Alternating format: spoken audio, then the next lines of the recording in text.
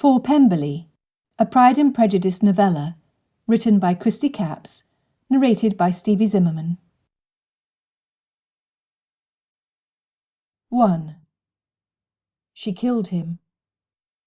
Pushing herself to her knees, she wiped her hands on the front of her dress, dropping the large, jagged stone she clutched in her right hand to the ground. Her fingers stiffly flexed, then immediately returned to a fist. Forcing herself, she opened her hands to inspect her nails. The residue undoubtedly matched the deep scratches on his face.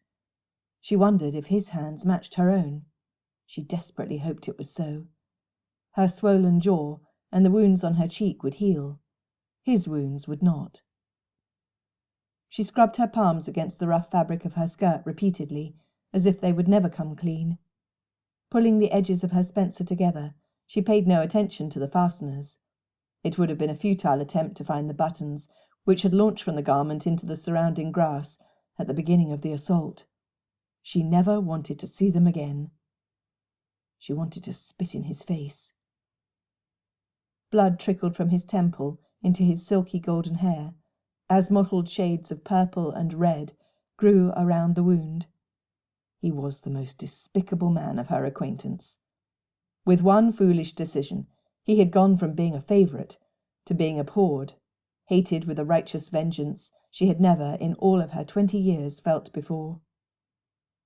She would not look anywhere but at his face, not at the shirt she had ripped in an effort to gain escape, not at the opened fall of his trousers, which undoubtedly continued to display his wicked intentions.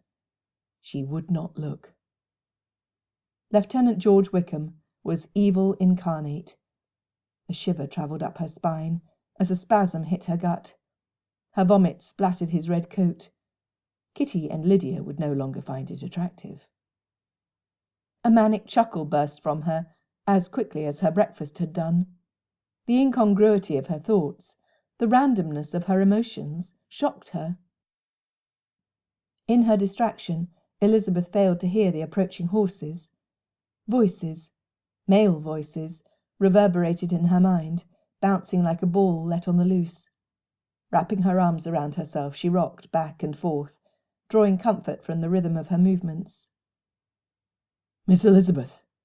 Miss Elizabeth!" She kept rocking. "Bingley, go to Longbourn and return with her father. Do not alert anyone other than Mr. Bennet of what has taken place." A shadow moved to block her sunlight. She closed her eyes and lifted her face to the few rays peeking through the obscuration. Was it raining? Dampness trickled to her ears and off her jaw. The comfort of a warm, heavy garment settled around her shoulders, while strong arms pulled her close. Sandalwood and citrus. A fragrance from the past filled her senses as memories flooded her mind. Hours spent on her paternal grandfather's lap, while he read her favourite story over and over and over again. Safety. They rocked together, her back against his chest, as he mumbled indistinguishable sounds. No, they were words. "Breathe in," the voice whispered. "Breathe out." She found an element of relief in obedience.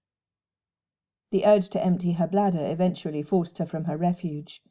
With her slightest pressure, his arms dropped. He helped her stand, her skirts dropping to tangle around her feet. Her legs shook as she ran to the trees. She gulped air, turned and wrapped her arms around an oak trunk, pressing her injured face into the rough bark, almost welcoming the pain, wanting to weep in gratitude at feeling anything at all. A small branch snapped in the grass not far from her. Panic, sheer terror, shook her body, and she grabbed the tree tighter, trying to blend in, to become invisible. "Elizabeth, I am here. You are safe." The baritone of his voice settled over her like his cloak had done a few moments prior. "Elizabeth, may I be of service? Might I help you?" "No," she whispered, hoping he heard so she would not have to try again. The effort it took drained her. "Yes." She squeezed her eyes shut, hearing his steps drawing closer on the forest floor. Sandalwood and citrus, strong arms, soft whispers. Peeling herself away from the tree, she turned into him. Sobs filled the air. She felt the noise in her throat, though the sound did not seem to come from her. It must have done. His fingers rubbed her scalp, and she felt like purring, like a lone barn cat who finally allowed the touch of a friend. Trust, relief, warmth. Again she pushed back. Again his arms dropped to his sides. "Look away from me." Her whisper was a plea. He obeyed. She moved behind another tree. The width of the trunk separated him from view. She rested her hands on the sides of her skirt, grasped a handful of the muslin. Then she looked down. Her mother would be angry. Dirt on her hem. Again she wanted to chuckle. Yet there was nothing funny, nothing at all. She lifted the fabric to her ankles. Another sob filled the air. Her walking boots had been almost as effective a weapon as the stone. That man, that vile man, surely had bruises covering his lower legs. She did as well. She lifted the fabric to her knees. She whimpered. Bruises, dark shadows under her pale skin. She lifted the fabric to her thighs. Exhaling slowly, she examined each visible inch. Nothing. No evidence of his intent. Quickly she relieved herself, dropped her skirts and ran back to him. Security. Sandalwood and citrus. Consequences forced their way into her thoughts. "Will I hang?" "No." His arms pulled her to him even tighter. "He will." She squeezed her eyes shut, as tight as she possibly could. "I killed him." "You did not. He yet lives." Tears washed her face and dripped into her soul. Relief. "Your father approaches." She felt the vibration of his vocals in his chest. She nodded, feeling the muscles tighten in her arms. Her hands slid up his back as her palms pressed him even closer. Sandalwood and citrus. "I cannot let go." "Then do not." She felt his movements as his heavy greatcoat rested on her shoulders once again. "Mr. Bennet!" His voice rose. "We're here." "Oh, God in heaven, Lizzie!" Each hurried step brought her father closer. She still could not move. "My daughter!" he exclaimed between pants, the exertions and emotions taking their toll. "Come to me." It was reflex. She loved and trusted her father. She always had. Nonetheless, her face turned away from him as she buried her nose into Mr. Darcy's cravat. "Sir!" Mr. Bennet bellowed. His curiosity warred with anger, disappointment with shock. She could never remember being the source of her father's displeasure, but she could not force herself to move. Mr. Darcy did not move, nor did he attempt to release her. Gratitude filled her to her toes. "Mr. Bennet, would you send Mr. Bingley for Colonel Forster? I will bring Miss Elizabeth to Longbourn, and would appreciate you riding with us. You will best know how to get her to her room unseen." "Yes, sir." Her father quickly walked away. The sound of Mr. Bingley's horse galloping towards Meryton blended with her father's return. He cleared his throat. "Mr. Darcy, I feel it best to take Lizzie to Mrs. Carr. Her cottage is isolated, and she lives alone." "She can be trusted." Elizabeth felt his breath against her forehead as he spoke. "She was the midwife for each of my daughters. Yes, I trust her. Lizzie does as well." "Thank you, Mr. Bennet." She had been unaware they had been swaying gently back and forth until he stopped. When he removed his right arm from around her shoulders, she whimpered involuntarily. "Place your arms down the sleeves," he suggested, gently clasping her shoulders to move her away so she could accomplish the task. She feared standing alone, isolated from the security of his touch, his voice. The second her fingertips passed into the fabric, her arms returned to him, her hands clutching the lapels of his jacket. The velvet smoothness felt good against her palms. She slid her hands to his neck and stepped forward until they touched from head to toe, holding him as fiercely as he held her. Quickly he lifted her. She tightened her grip and buried her forehead in his neck. "Do not let me go," she chanted in her mind, a mantra she wondered if she could ever move beyond. "Pray bring my horse." She felt the rumble of his voice on her forehead. With his words, Elizabeth finally opened her eyes. He was walking along the tree line, away from where Wickham still laid on the ground. She refused to look back. She never wanted to see him again. Ever. Elizabeth wanted to shoot him, to put a bullet between his eyes. She wanted to take a heavy tree branch and beat him until her arms gave out. She wanted to kick him and kick him and kick him until her toes hurt and the leather wore thin on her boot. She wanted to... She wept. "I will lift you up to your father." She had no words. Shaking her head, she tightened her arms until she feared he could no longer breathe. "Very well, then." Mr. Darcy moved to his own horse. "You can ride in front of me." She wanted to cry in relief, only to realise the tears were already falling. The horse stepped to the right as Darcy settled in behind her. Her arms were clasped around his waist. She would not let go. Do not let go.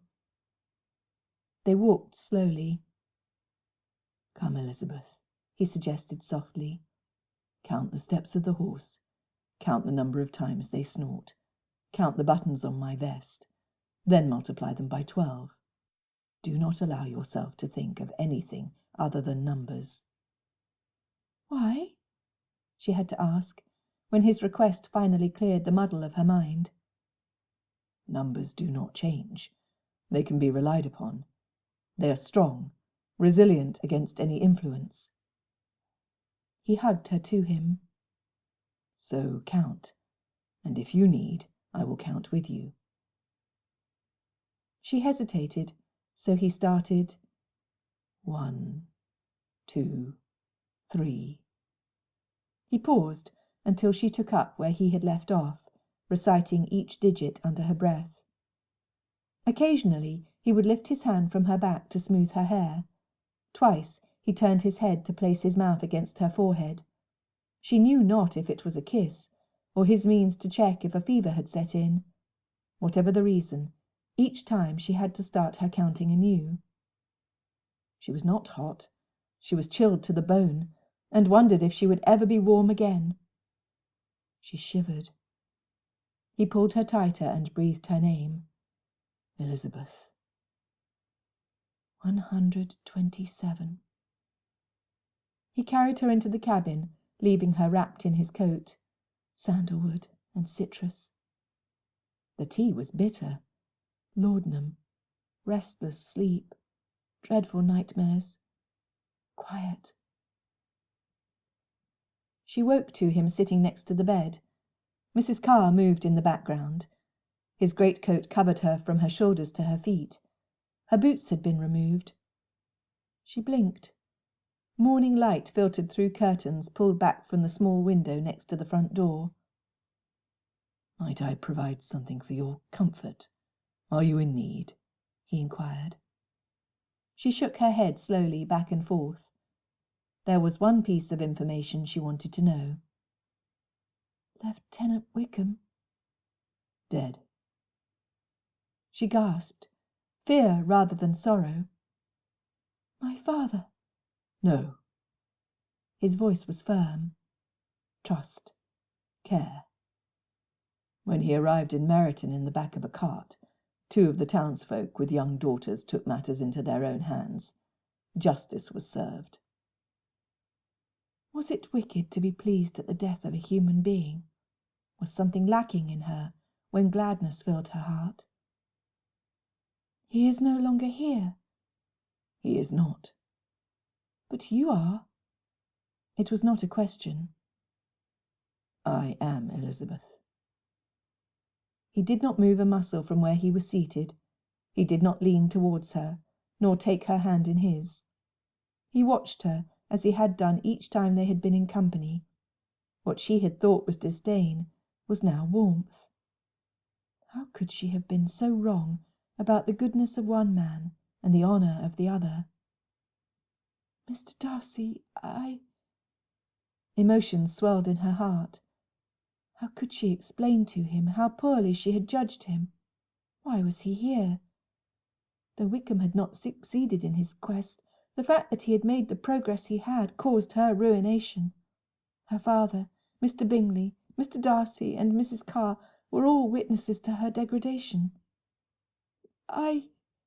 Hush, he whispered. I am here. I am going nowhere. You are secure. I will see you are always safe from harm. She closed her eyes and breathed in deeply. Sandalwood and citrus. Sanctuary. Shelter. Refuge. Affection. Respect. Tenderness. For the first time in the past 24 hours, she felt a hint of peace.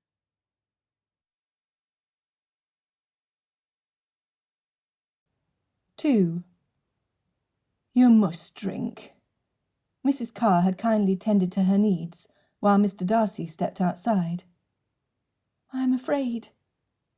Elizabeth voiced her fears as she wrapped her fingers around the cup. Closing her eyes, her vision flashed to the man in the field. Her eyelids popped wide open and she stared, unblinking, at the bridge of Mrs. Carr's nose. Despite it being the height of rudeness, she could not force herself to look away. Drink, Miss Lizzie. Elizabeth obediently sipped the cool water, never wavering from her focal point. She handed the vessel back to the midwife before she dropped it from the shaking of her hands. Young lady, I fear the reality of my world would shock you to your core. Mrs. Carr's tone was gentle. Her words, though harsh, were evenly spoken. Be they nobleman or tradesman, gentry or farmer, some men believe they have the right to take what is not theirs. It is a small sort of man who uses his strength to force a woman or a girl to his will. Then they callously go their way with no concern for what they have left behind. Did he... Can I... Elizabeth's eyes dropped to her fisted hands, the sharp nails pressing into her palm. The rhythm of her heartbeat galloped as air passed quickly through her nostrils, mimicking the sound of a horse running at full speed. No, miss. He failed in his attempts. There is no possibility of a babe. The midwife laid her palm over the sharp knuckles raised on the back of Elizabeth's hand. You are yet a maiden. You will not suffer as many of your peers have done. Relief. Pure, blessed relief. Why did you trust him? Mrs. Carr asked. Elizabeth heard no blame in her voice, no accusatory tone. She suspected the midwife's inquiry was a genuine attempt to gain understanding. Elizabeth's head dropped as shame filled her, causing her chest to still to the point she feared her heart would stop completely. Tears dripped from her chin, leaving dark spots on Mr. Darcy's coat. Pain, disappointment, anger, and humiliation fought an internal battle, with humiliation gaining victory. To her shame, she was not nearly as intelligent as she had prided herself in being. Why, Miss Lizzie? Mrs. Carr pressed. For if you do not consider how this happened, you cannot protect yourself in the future. I did not allow this to happen, she yelled at the woman in front of her. I trusted him. I trusted in the honour of his uniform. He was charming, and had the same sardonic humour as my father. I relished that he preferred my company over my sister's. I trusted him. A door slammed open, and strong arms surrounded her. She grabbed at him, clutching the fabric of his coat, smelling his neck. Sandalwood and citrus, she sobbed. Why are you provoking her? Darcy demanded of the midwife. "What right have you to upset her?" He stood, lifting Elizabeth in his arms. "We are gone from here." Elizabeth heard them as if from a distance. Their words were indistinct. She did not care what was said or what they did. She did not care if she took her next breath. She did not... Panic surged through her chest. The light from the open door wrought terror for what lay beyond. Perspiration beaded on her upper lip as her hands quivered. She wanted to crawl inside Mr. Darcy's skin, as bile rose into her throat. She could not. No, she would not go outside that door. She could not. She could not. He stopped, and she wept, collapsing against him, all hints of strength gone from her muscles. Elizabeth swallowed the bitterness in gulps, knowing her efforts were in vain.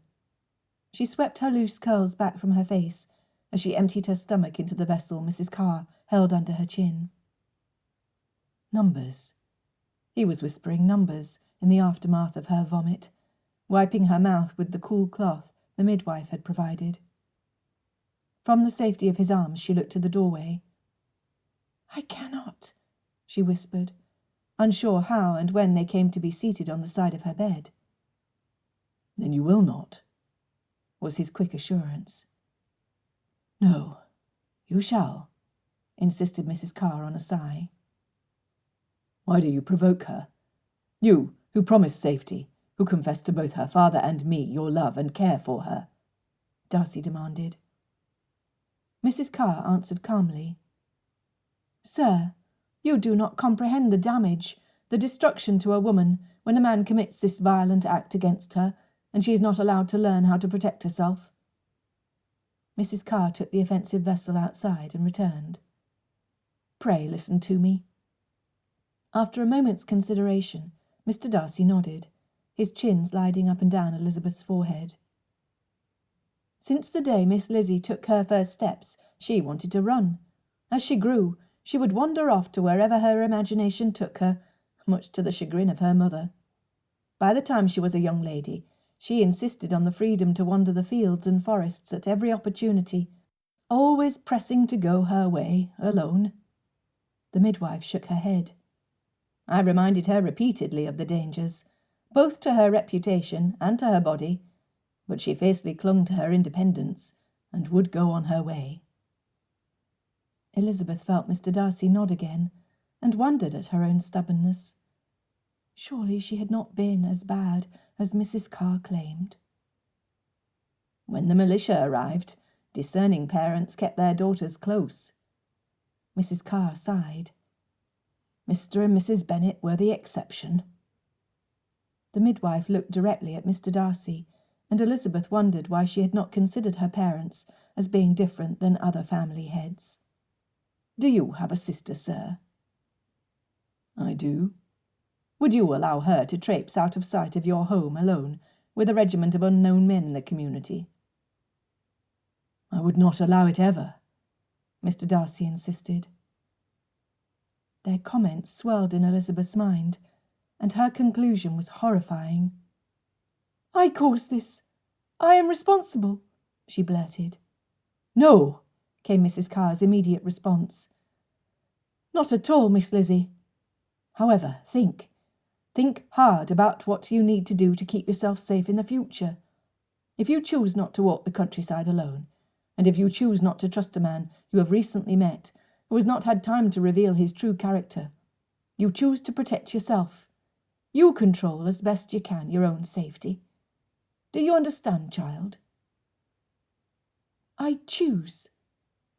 Elizabeth pondered the thought, and was surprised at the surge of confidence and power that shot through her. "I choose." "No, Miss Lizzie, do not put the emphasis on choose. Put it where it needs to be, on I." "I choose. I choose." She closed her eyes as tension flowed from her body. "I choose." "Do you fear the sunlight?" the midwife asked. "No." "Do you fear the grass?" "I do not." Elizabeth finally raised her eyes to the woman she had known since birth. "Do you fear the sky and the trees?" "Not at all," Elizabeth insisted. "Do you fear me?" "Never." "Do you fear Mr. Darcy?" "Absolutely not." Her eyes met his, and the last of the chill from her spine melted in the warmth of his gaze. "Yet I think you did not always feel this way, did you?" the midwife softly asked. "I did not." She tightened her arms. "Though I am not certain why I do now." "Dear, the reason is simple, though profound." Mrs. Carr patted Elizabeth's knee. "The true measure of a man is best taken by how he reacts when under extreme pressure. Your Mr. Darcy's first response was to protect you, rather than remove himself from a distressing situation. He chose not to retreat from an event that did not personally concern him, out of fear of having his name tied to a woman who was potentially ruined. His instincts, his inherent tendencies, were to safeguard his own, to do all within his power to both cushion you and comfort you. His concern was solely for you, not his former acquaintance." She turned her eyes to Mr. Darcy. "Oh, yes, sir, I have heard the rumours of your past dealings, how you robbed Lieutenant Wickham of a valuable inheritance." "Do you believe his claims?" he demanded. "I did not believe them to be right or wrong, as I did not know either of you, and I was not aware of the extenuating circumstances. Nevertheless, both your actions yesterday and his have clearly exposed who lied and who did not, who is a man of honour and who was not. Is that not so?" "Yes." Elizabeth was now listening with interest. Everything Mrs. Carr said was sensible. Her being in the field alone left her vulnerable. Her not taking the time to know Lieutenant Wickham's character left her defenceless. Her stubborn holding on to the hurt of Mr. Darcy's initial insult, overheard at the Meryton Assembly, blinding her to the man he truly was, had been wrong. He was a good man. "When you walk out my door, Miss Lizzie, you have little to fear. Why? Simply because you are not the same young woman who came into my home yesterday. You are much wiser, more discerning, and less insistent on your own course." Elizabeth nodded as she meditated on the midwife's final comments.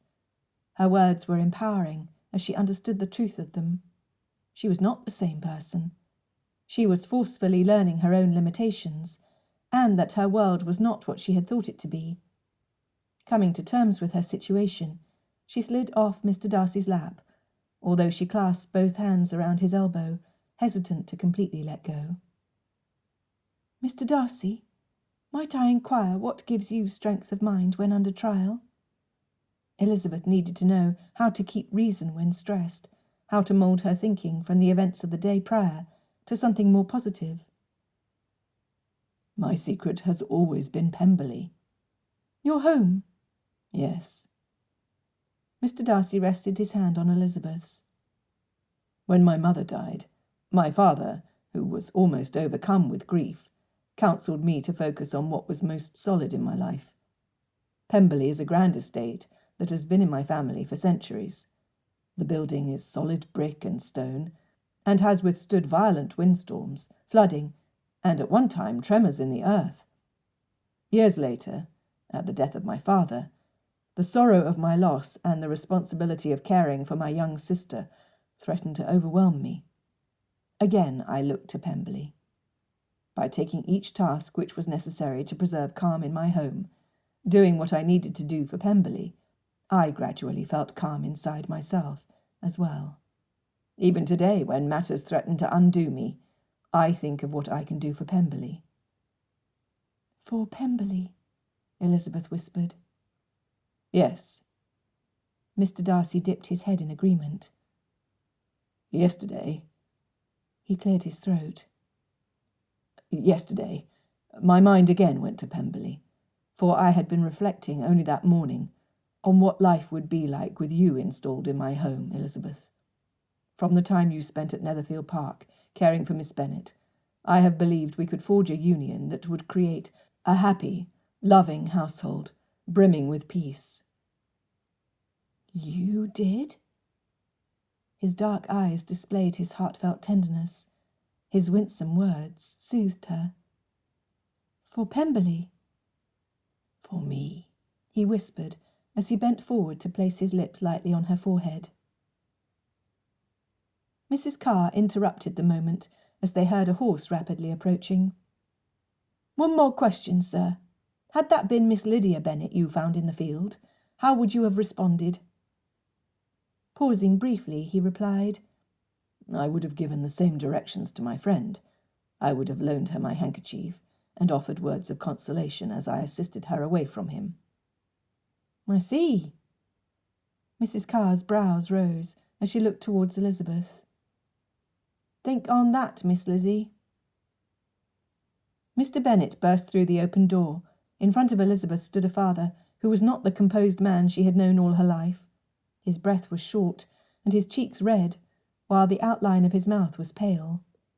Lizzie, Longbourn is in an uproar, he exclaimed. Jane is attempting to soothe your mother and younger sisters as they wail the loss of Lieutenant Wickham. The furor in Meryton is equally as disturbing as the two men responsible for the rake's death are being held until the assizes. Poor Sir William Lucas, as magistrate, is being vilified for keeping them jailed by others who were harmed by the lieutenant. Mr. Bennet wiped his hand across his brow. He breathed deeply as he calmed himself. I'm afraid you cannot come home, Lizzie. We cannot have your name connected to the events of yesterday. As it is, the general opinion is that the father of one of the girls in the community was responsible for Wickham's initial injury. We can protect you only if you are unseen. The combination of your bruises and the knowledge of your pattern of strolling in that particular location would condemn you. He gulped. I am so sorry, my dear girl. Elizabeth felt the blow with excruciating sharpness. Pain tore through her as she fully understood the damage. The day past had not only changed her view of herself, it had forever changed her future. She shuddered. Within seconds she was wrapped in Mr. Darcy's arms. Sandalwood and citrus. I will keep her from harm. Solace, a promise, a future.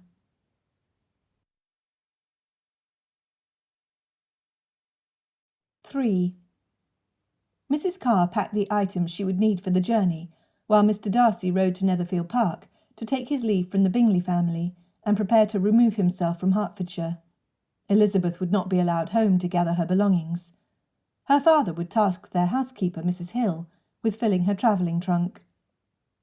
Word would go out that in addition to the happy courtship between Mr. Darcy and Miss Elizabeth Bennet, Mrs. Carr would act as chaperone for the couple, as Mr. Darcy took Elizabeth to meet his sister in Derbyshire, the seat of the Darcy ancestral estate.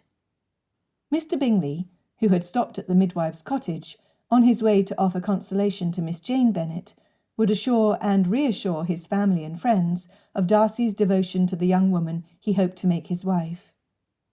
Elizabeth remained seated on the edge of the bed. She had never been one to have others plan her life, nor was she comfortable with the ruse. Her father had encouraged self-reliance in his second daughter, as the youngest two of his 5 children turned out to be the most demanding. By the time the numbness trickled from her thinking, questions came pouring in. With the midwife, the only other occupant of the room available, Elizabeth started with her. Mrs. Carr, I wonder if I could ask, how do you come to have so much knowledge about how best to recover from this type of attack? The question was boldly asked. Elizabeth would not fault her if the woman chose not to reply. Mrs. Carr took a seat across from her as she offered Elizabeth a slice of bread and a refill of water. Eat, and I shall answer. She waited until a nibble was removed from the crusty bread before she began. I was born the daughter of a gentleman. When I was 15, I caught the eye of a man my father sought as a friend. He was a peer of the realm, vastly wealthy, who was married to a woman he despised, but whose dowry and connections were advantageous. Where Lieutenant Wickham failed with you, this man had success, forcing himself upon me repeatedly, over the course of his stay in our home. When I told my father, I was shunned as a liar and a whore. I was blamed for using arts and allurements to attract my rapist. I knew then that the safety I had felt in my home was a facade. She rocked back in her chair. I was sent to live with an aunt in the far north who believed a woman should earn her keep. When I gave birth to my son, the only compassion I received was from the midwife who attended me. Against the insistence of my aunt, she allowed me to nurse the babe, to hold him close and tell him I loved him before he was taken away. I vowed there and then to become exactly like that kindly woman. But your son, your father, and that man! Elizabeth railed at the injustice. You see, Miss Lizzie, here is where the tale becomes of interest. Mrs. Carr snorted. The Duke and his wife were not able to have children. His petition for divorce was eventually granted, and he married another. Yet his new wife delivered 2 girl children, which left the man with no heir. Another divorce was impossible, so after almost 20 years had passed, he approached my father about the possibility I might have become with child. Her mirth overflowed with bitterness. My son has been the Duke for close to 25 years now. To have him change from natural birth to that of nobility, the miscreant's first wife, who was by then dead, had to be declared his birth mother. A tall tale was woven, where she, out of anger at the divorce, had given birth secretly, only to have the child be discovered years later. And people fell for this piece of foolishness? People believe what they want to believe, or what it is in their best interests to believe. This man had power, and did not hesitate to wield it politically, in his business dealings and his personal life. And your son, does he acknowledge you? Elizabeth wanted it to be so, the romance of having Mrs. Carr have regal connections appealing to her own troubled heart. I am sorry to say that he spent enough time in his father's company to look right through me when I was in his presence. She shrugged. In all my years delivering babes, I've witnessed the same story time and again, always to the detriment of those of our sex. She sat erect. Thus I've learned both from experience and from watching others what needs done to heal from your wounds. A stable, safe haven is the most critical, followed by the awareness that what happened yesterday is in the past. It will not be your present unless you choose to allow it. Then you find a way to teach others what you yourself have learned. This way you grow. You bloom into something entirely unrelated to what happened to you. The attack will change you, but will not define who you are and whom you become.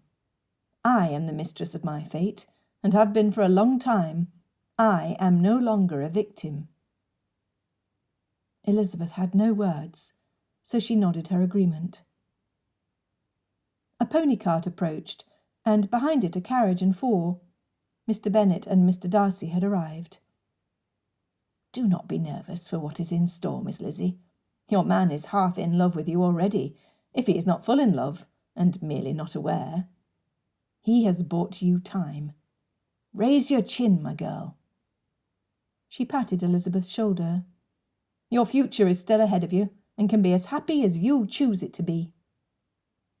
Again Elizabeth nodded, as the men stepped into the room. She ran to her father. "Papa!" His arms wrapped tightly around her, as she smelled the familiar acrid odour of tobacco and brandy. She twitched her nose and sniffed. The fragrance had never bothered her before. Why now? "Dear girl, Mrs. Hill has done her best. I hope you're not displeased by her selections," Mr. Bennet quipped. Then he sighed. "Oh, Lizzie, what will I do without my sensible daughter to visit me in my book-room? Who shall challenge me at chess?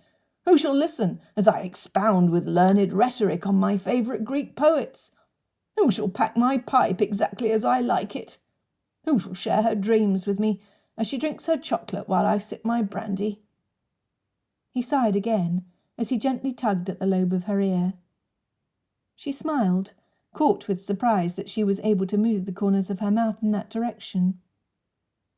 "I will miss you, Papa." She rubbed the uninjured side of her face on his whiskers, as she had done since she was young. Her damaged skin was tender from the blows inflicted by Wickham, but she cared not. This was her first independent choice.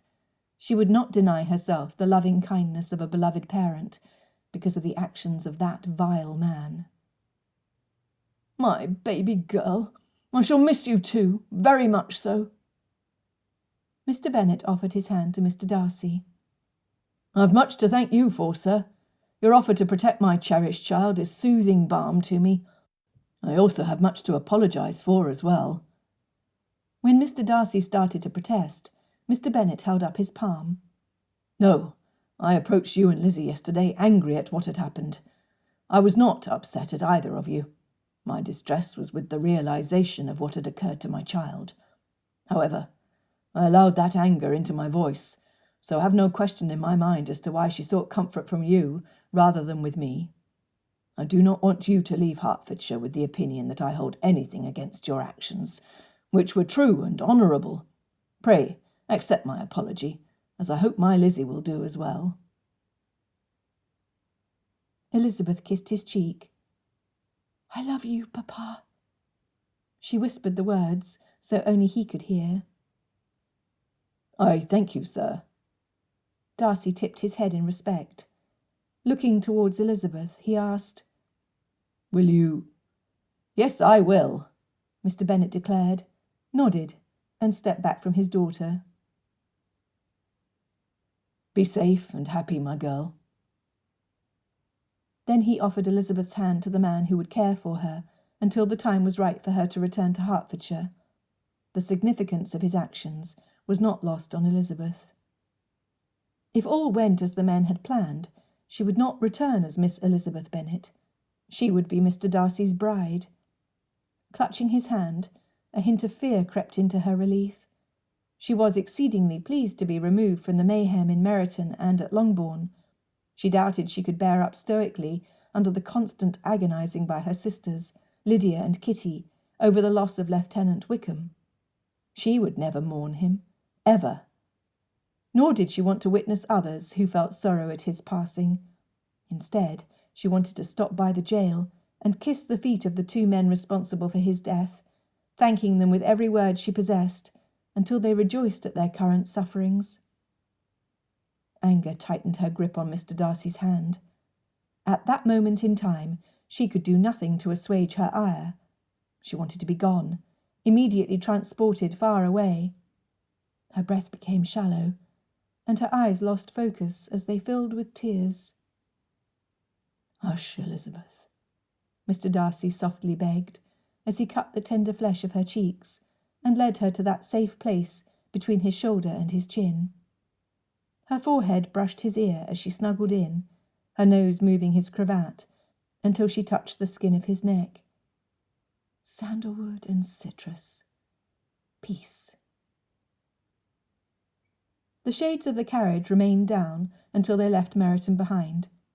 The road north had suffered from the recent rains, so their progress was slower than the men had planned. By the time the carriage had left the cart track approaching Mrs. Carr's cabin, a smaller coach, containing Mr. Darcy's possessions, had joined them in a miniature caravan headed to Pemberley.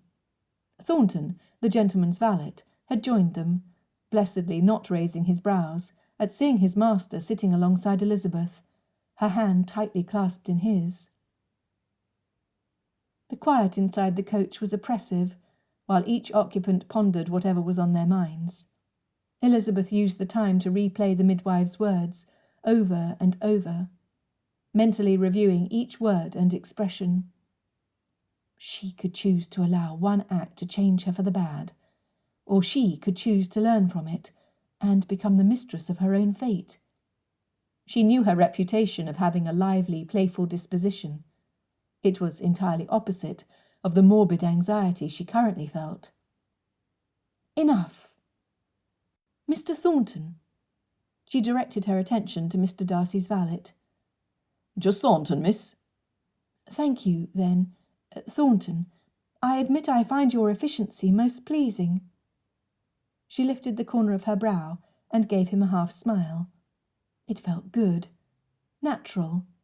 She was pleased. While I am appreciative of the compliment, I am left to wonder at its meaning.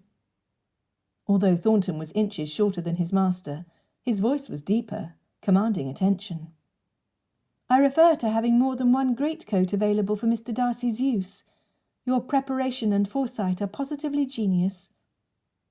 The skin of her cheeks pulled at the genuineness of her grin. The brief twinge of pain felt good. Elizabeth pulled the lapels of the garment she had had in her possession for the past 24 hours, close together, so she was completely encased from under her chin to her toes. I cannot imagine I gave thought to Master Darcy's apparel being used by one of the fairer sex, but I am grateful you are finding it worthy of wearing. The valet smiled back and bowed his head.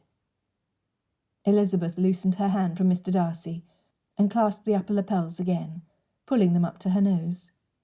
Sandalwood and citrus. She smiled, this time to herself. A healing had begun, and she was eternally grateful.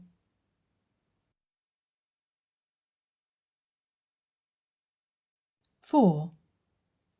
The coaching inn was crowded with families and men stopping to break their fast, as well as warm themselves before the heat, pouring from the stone fireplace on the east wall. The noisy din had no effect on Elizabeth, until a man, who had apparently been drinking since waking that morning, staggered uncontrollably towards the small grouping heading to Pemberley. When he lurched towards her, in an apparent effort to find his footing on the wooden floor, she froze where she stood, her eyes wide open, as her body started to shake. Gasping for air, she whimpered as she expected him to grab her and throw her to the ground. Immediately, Thornton moved in front of Elizabeth, as Darcy stepped closer to her side, his body shielding her but not touching her. "Breathe, Elizabeth," he gently reminded her. 1, 2, 3. Her mind began to work again. 4, 5, 6. No hand clutched her arm. 7, 8. No weight pressed down upon her. 9, 10, 11. "Can you walk? Shall I carry you?" he whispered into her ear. 12. She shook her head, clearing her thinking at the same time. "No, I will be well." Although she knew little about Mr. Darcy, she was aware he was a private man. Lifting her in his arms, in an inn he frequented on his travels to and from London, would have called attention to their situation, and engendered gossip which could easily be misinterpreted. They had remained in the carriage while Thornton made arrangements for a room. For propriety's sake, Elizabeth had left the greatcoat behind. Now she mourned its loss. There was only one thing for her to do. When he bent towards her, she closed her eyes and inhaled deeply. He smiled when he saw her intent. Sandalwood and citrus. Dimples. From the first time she had noticed him at the Meryton Assembly, she had thought him handsome. Then he spoke, and haughtily looked upon her family and friends. In so doing, he had become quite ugly to her, his looks paling in comparison to his personality. He had been like a lovely porcelain vase someone had used to spit tobacco into. When Lieutenant Wickham had told tales of the abuse he had suffered at Mr. Darcy's hands, it had fostered her growing hatred of the master of Pemberley. Now she realized he had a kindness about him, a gentleness that opposed the impression he had left behind in Hertfordshire. She suspected he was as beautiful inside as he was out. Who was this man? Mrs. Carr had said his measure under duress proved he was fundamentally good. Elizabeth had no reason to doubt the midwife, as Mr. Darcy, time after time since he found her in the field, had proven his merit. Upon entering the private dining-room, both Mrs. Carr and Thornton busied themselves with the necessary tasks incumbent upon early winter travellers. Gloves, bonnets, hats and scarves needed removing, and mud scraped from their boots. Mr. Darcy's valet occupied himself with this care, while the midwife left the room to refresh herself. Elizabeth looked up to the man standing silently beside her, holding his hands to the warmth of the fire. "Mr. Darcy, I cannot help but think my sisters will wonder at my being gone from Longbourn without taking my leave of them. I've never done so before." Elizabeth worried her lower lip with her teeth.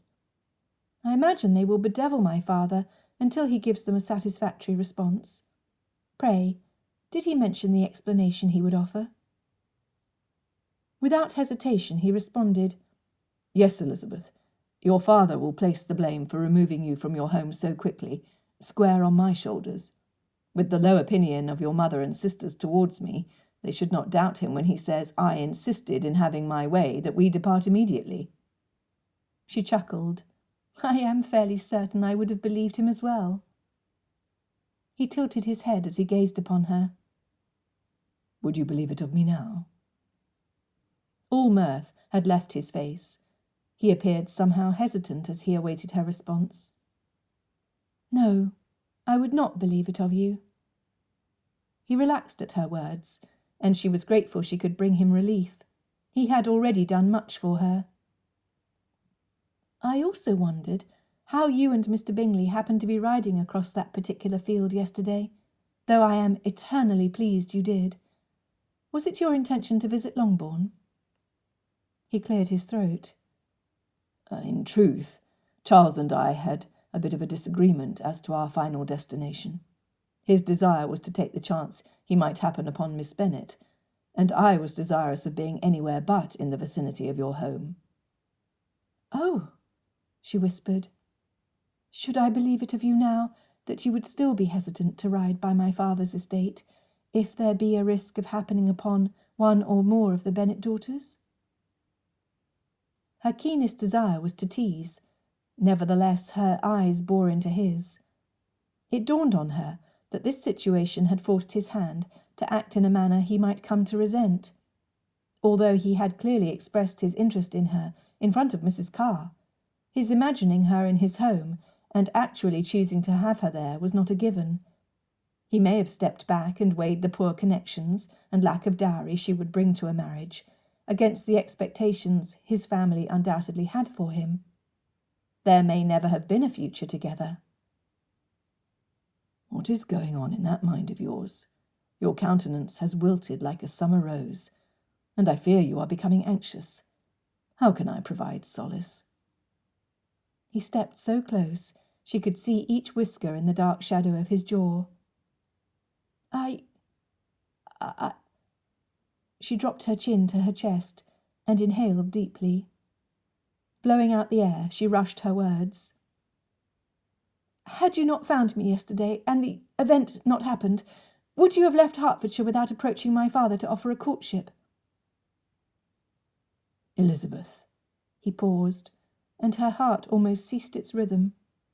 "I abhor deceit. I will never lie to you. Therefore I will answer that, in all honesty, I cannot say for sure whether or not I would have followed through on my desire." All she heard was the negative in his words. His reply hit her solidly in the chest, her shoulders pulling forwards in response.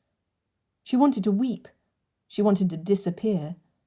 She wanted to stand in a dark, empty closet, where no one could see her, so she could lick her wounds in private. "But that was then," he continued, his voice piercing the emotional cocoon she weaved around herself. "When I saw you yesterday, when my mind finally absorbed the drama that had played out on the field." His baritone roughened. "I knew in that exact instant that I alone needed to provide you protection, that I longed to care for you and attend you, and that it would be me who would see to your future, because..." "Because you felt guilty, since you knew the sort of man he was." Elizabeth desperately wanted to understand him, to discern the basis for his devotion. Nonetheless, her unsettled emotions bounced from hope to hopeless with each passing second. Intellectually, she recognized she was being argumentative and unreasonable, but she could not stop the feelings from overwhelming her. "You are doing this because you think yourself culpable. How could you? How could you take charge of my life? How could you make me turn to you for comfort and security, a man whose only desire was to ease his conscience? This is unjust, and is cruelty of the worst sort. How could you?" "How could I?" He raised his hands and dropped them to his side. His words were clipped as he enunciated each and every syllable. "I could, Elizabeth Bennet, because I realized I could never find happiness in my life without you. I would never be complete without you." "Whatever do you mean?" She hated being unsure of herself. It was a feeling unknown to her. "When God created Eve for Adam, he gave the woman to the man as a complement. She was not solely his companion or his counterpart, Elizabeth. She completed him." He ran his hand over his mouth. "In the areas where I falter, you are proficient. In the areas where I am weak, you are strong. I cannot think I will ever be a whole man without you." She turned her back to him and heard his immediate intake of breath. Her actions had to hurt and offend him, but she was unable to process all he was saying. "I am unworthy." Tears streamed without restraint down her battered face. "No, I am worthy. However, if it becomes known what happened, I will be shunned, and my shame will fall upon your good name. I will be responsible for bringing reproach to Pemberley, damaging the very stronghold you turn to when distressed." She spun back to him. He stood with his elbows tucked to his side, his hands fisted, and the muscles of his face flexed. Elizabeth had no fear of him. She hurt for him. "Do you not see? Cannot you comprehend how this could ruin the chance of you finding true happiness? And what of your sister? What of the disgrace of having me in her home? For a certainty, she would not come to love the woman responsible for creating a sadness that would last a lifetime. She would hate me, and I would hate myself for causing this harm to come upon you." Beating her chest, she repeated far louder than she had intended, "I would hate myself." "God in heaven, dear woman, you take far too much upon yourself." "And you do not?" Her plea seemed to fall on deaf ears as he shook his head repeatedly. "Which of us bears more shame?" he asked. "The man whose offensive manners against you and your loved ones was deliberate, or the woman who unwisely but innocently trusted an undeserving man?" His hands opened as he raised them towards her in supplication for her to understand, his tone hard. "Do not speak to me of being unworthy, Elizabeth Bennet. Do not speak of yourself in this manner ever again, for there is no other woman of my acquaintance who is as deserving of praise. There is no one who would not have been broken after Wickham's attack. No one." He stepped closer, and his countenance was menacing. His arms lifted to grab her shoulders, but fell when she stood firm. "Oh, my goodness!" Ignoring him, she slapped her hands to her cheeks, ignoring the pain. Then she spun back to him. Elizabeth had no doubt the grin on her face looked silly in the midst of the battle they had been embroiled in. "Praise our God in heaven, Mr. Darcy, because I did not shrink back in fear of you. I did not cower, and I did not hesitate to stand my ground." She giggled, and then paced the room, reviewing their confrontation. Later she would consider his words more carefully. However, at that moment, the salient fact was that her response to him had been the Lizzie Bennet from before the assault. From the pit of her stomach to the top of her head and back again, she rejoiced at what she perceived to be a monumental accomplishment. "I beg your pardon, sir, but we shall have to postpone this heated conversation for another time, possibly in the next few minutes, if you do not mind."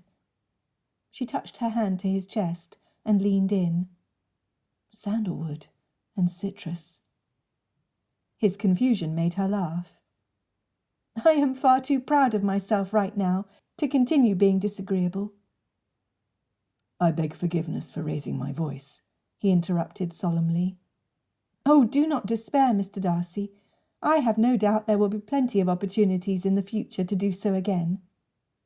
She patted his lapel. Do you not see the victory I have won? Do you not feel the joy that I can again look at the past as it brings me pleasure, skipping over the parts that could bring injury to my heart? I am simply delighted, sir, and wish you to share in my happiness. He tenderly touched the side of her cheek. I believe your happiness is tied to mine, and I find I love you, Elizabeth, most ardently. I believe I always will. What was a girl to do with a pronouncement so heartfelt it touched her soul? Lifting her chin and leaning forward, she placed her lips against his.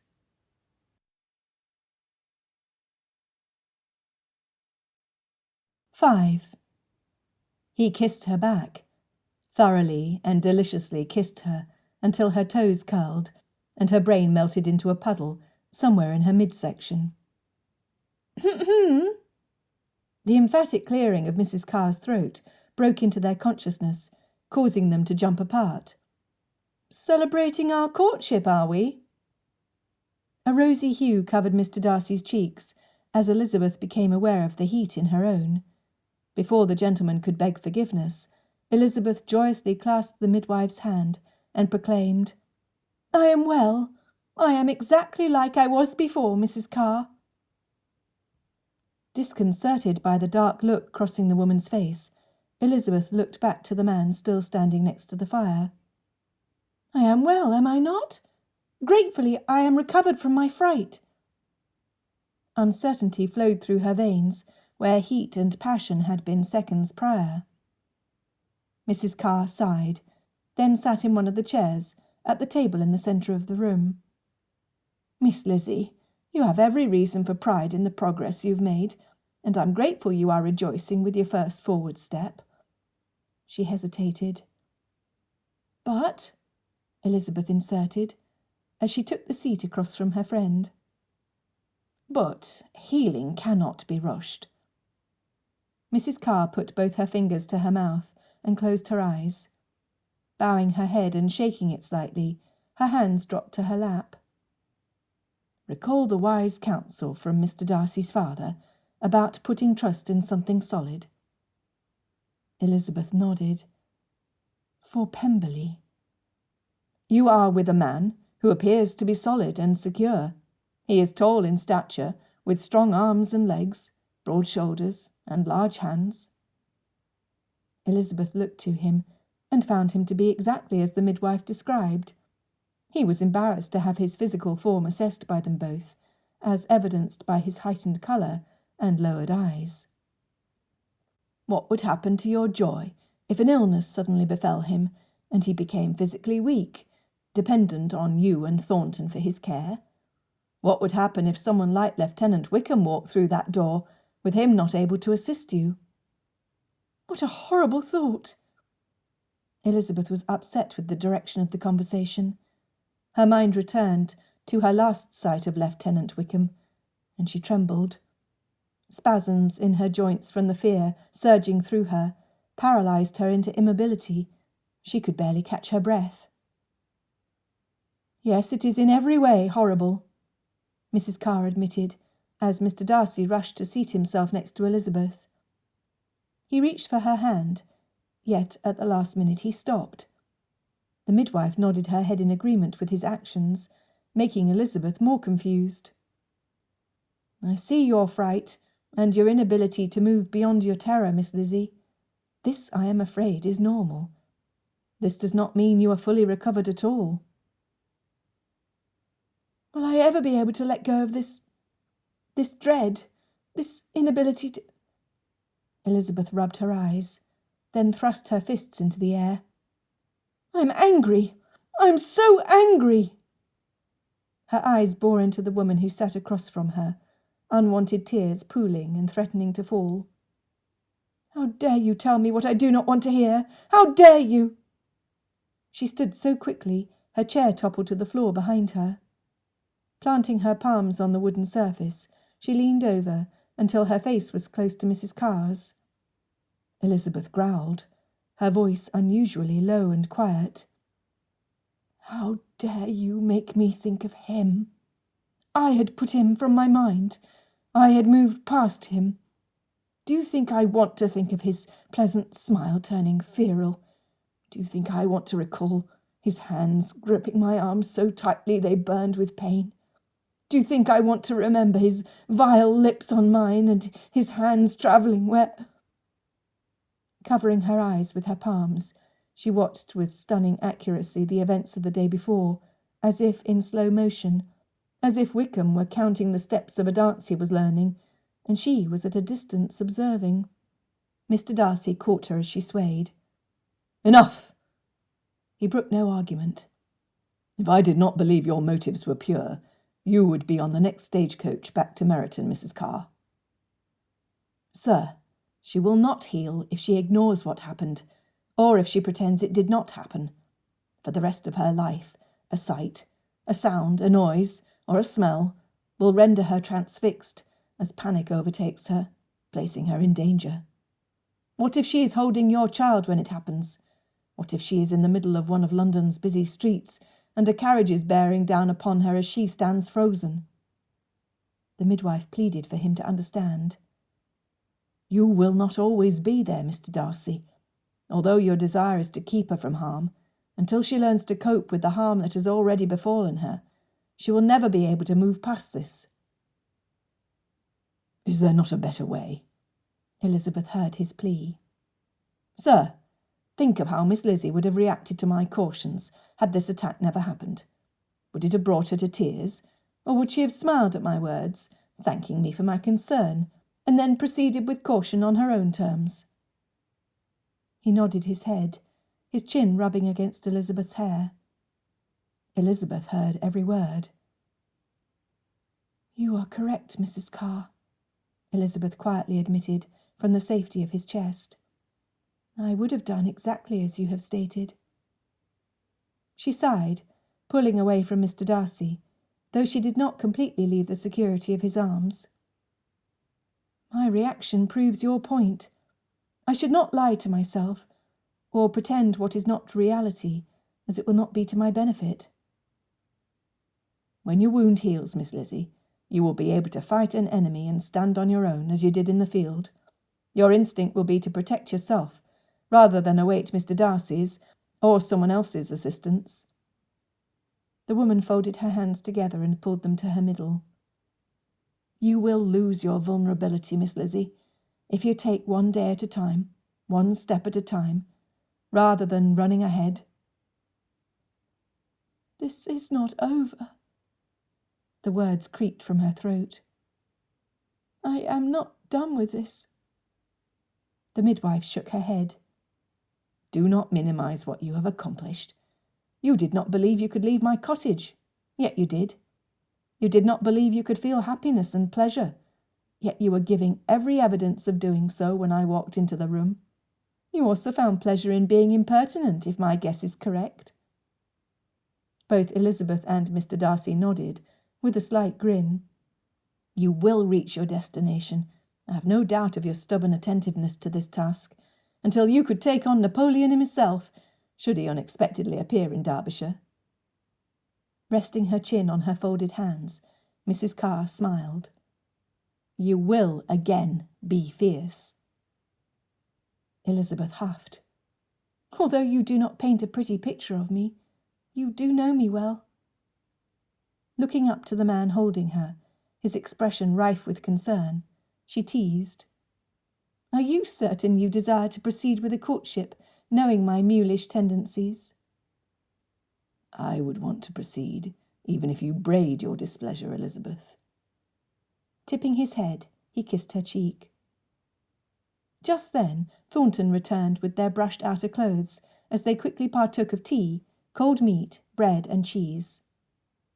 Hours later, as the carriage moved northward, Elizabeth rested her head against Mr. Darcy's shoulder. Both Thornton and the midwife slept, each tucked into opposite corners of the seat facing them. "Thank you for kissing me, my dear," Mr. Darcy whispered into her ear.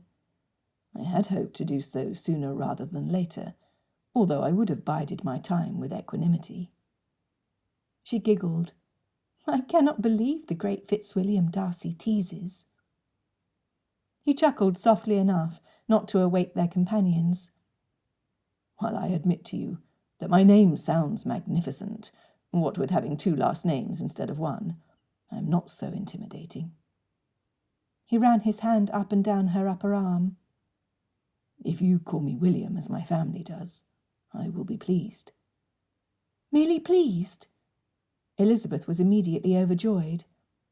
"William, are you sure you would not be elated, ecstatic, or at the least enraptured?" "Ha!" he quietly snorted. "I am a Darcy, who is reputed to never share my emotions. In our society it is just not done." "You are a funny man, Mr. Imperious Darcy." Elizabeth patted his chest. "Believe this of yourself if you will, for I felt your arms tremble when you held me, and begged me to breathe in and out when you found me. Your strong emotions helped calm my own ragged feelings into a semblance of control." The mood instantaneously turned sombre. "Elizabeth," he muttered as he pulled her tighter to him, "I have never wanted to kill a man, to cause permanent harm, like I did when I realized what he had done to you." He cupped his hand over his mouth, air flowing swiftly through his nostrils. "To think, I used to call him a friend." A tear gathered in the corner of his eye. "William." She breathed his name as she kissed his jaw. "How can you understand?" Leaning his head against the squabs, he pressed his eyes closed. "Since the death of my father, Wickham has perpetrated injury after injury to me and anyone I have valued. Early this summer he convinced my sister to elope. When I arrived unexpectedly and stopped them from heading to Scotland, he yelled so Georgiana could hear that he had only wanted her money and to harm me." He kissed her hair. "Lizzie, he hurt me to the point where I thought I could never recover from the pain." "Oh, no. I am so sorry, William." That he had called her by a name only those most familiar to her used was a precious memory she would store to bring out and hold dear later. Placing his forehead against her own, he continued, "But that hurt was nothing like the agony shooting through my heart when I saw you crouched beside his prone figure." Burying his face in her neck, he paused. "I love you, my Lizzie. I want so badly to take your wounds to be my own. I wanted to turn back time, so I could have run him down with my horse, or put a bullet between his eyes, or 50 of them, before he had an opportunity to interrupt your stroll, and—" His mouth moved to her ear. I wanted, he growled. "For Pemberley, Will," she whispered into his ear. "We will take, as Mrs. Carr said, one step at a time. We will be moving in accord. We will watch over your sister as an eagle watches her young. As a team we will be as formidable as the walls of your home. We will vanquish our enemies, and will fight anyone who threatens our peace. Together." She stroked the side of his face. "Sandalwood and citrus." "However," Elizabeth said, drawing out each syllable of the word, "I do imagine the 2 of us, each with our strong opinions intact, to have spectacular debates where we will run up against each other's stubbornness fairly regularly." She could tell when her words penetrated. His arms relaxed, and his chest became a more comfortable perch.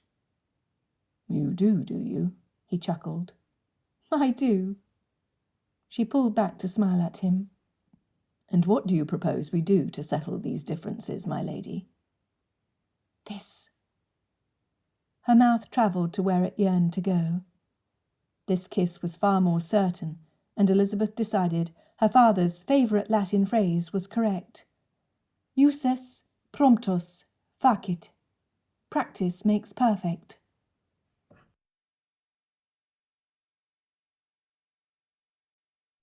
"6. For the third night in a row, Elizabeth closed her eyes as her head rested on the pillow. She could not keep herself from thinking of William. Throughout each day, his attentiveness chipped away at the icy recesses of her damaged heart. Each night, she forced her mind to recall only the good of their interactions, from the time they had first noticed each other at the Meryton Assembly. For 4 days past, she refused to allow her thoughts to recall what event had caused the change. There had been many opportunities to observe the fundamental qualities inherent in the master of Pemberley. In truth, Elizabeth admired them tremendously. Mrs. Carr had been correct. Again, she was not completely recovered. As the long night hours had gone from dusk to dawn, Elizabeth's mind played terrifying tricks on her, allowing horrid memories to trickle into her awareness, shoving aside all thoughts of the man with the sterling character, and welcoming the other, causing nightmares of the acutest kind. It was a painful reminder she could not banish the recollection by merely wishing it to be gone. Her father had cautioned her at 6 years old not to climb trees if the boys were playing on the ground underneath. Elizabeth had been indignant. She wanted those mischief-makers to know she could ascend higher and faster than they could. When her papa indicated how vulnerable her bare legs would be to their innocent gaping, she had willingly and gratefully done as he had asked. No one of the male sex had looked upon her thighs since. Not even her father. That man's grabbing fingers had clutched the muslin of her dress, lifting it. In her dreams, she fought him as fiercely as she had done on that day. In doing so, Elizabeth had to disregard the cool air blowing over her shins, where his lower body had not covered them. Clinging to her modesty, by attempting to keep her skirt down, would not have allowed her to scratch at him, to double up her fist like the young boys had shown her, and pound at his face, and to not frantically pat her hands over the ground until she found a weapon. For 3 nights, she woke in a sweat, screaming for help, and pushing the bedclothes down her legs to cover her ankles, calling, always shouting for William. Mrs. Carr's presence kept him away. They were in a public building, where decorum had to be maintained at all costs. Each morning his face displayed his distress that he could not come to her as her pleas echoed through the wooden doors down the hallway to his chambers, until the midwife succeeded in quickly waking her. Each time they climbed into the carriage, the shades would instantly go down, and Elizabeth would grasp for him as he did the same to her. Sandalwood and citrus, safety, soothing comfort. On this day, their 4th, they would reach Pemberley. As the demons from the dark vanished in the light of the sun, conversation would lighten until the couple finally relaxed. The shades of the carriage were opened, and the November light created a comfortable glow inside the coach. "Would you tell me of your sister?" Brimming with curiosity, Elizabeth had quizzed him and teased him until they comfortably filled the hours. Each turn of the wheels, each pull of the 4 horses attached to the harnesses, brought them closer to their final destination. Anticipation grew until she could barely keep her composure. Lieutenant Wickham had called Miss Georgiana Darcy proud, as arrogant as she had once thought the brother to be. Wickham had lied, so Elizabeth refused to give credit to his accusations. Darcy smiled, that little grin that lit his eyes, and pulled his cheeks up until his dimples were handsomely on display. If she ever had the opportunity of requesting him to sit for a likeness, it was the expression she could look upon for her lifetime. "Georgiana is rather reticent, and always has been. She's similar in height to you, or perhaps a little taller. In looks she is as lovely as my mother, with light brown hair and blue eyes. She enjoys music and reading." His smile grew. "Despite Miss Caroline Bingley regaling you with my sister's long list of accomplishments, Georgiana despises painting tables, knitting purses, and needlework of any sort. Yet she obediently seeks to please me, so Pemberley has not one plain wooden stand left in all its many rooms." His snicker filled the compartment. "Pray tell me, sir," Elizabeth asked, "would you share a favourite memory which would provide a hint of her character?" Darcy smiled and looked up to the cloth-covered ceiling as his chin rested on his thumb and index finger. A few minutes went by until he replied. "My mother loved the spring flowers more than the cultivated roses in our formal gardens.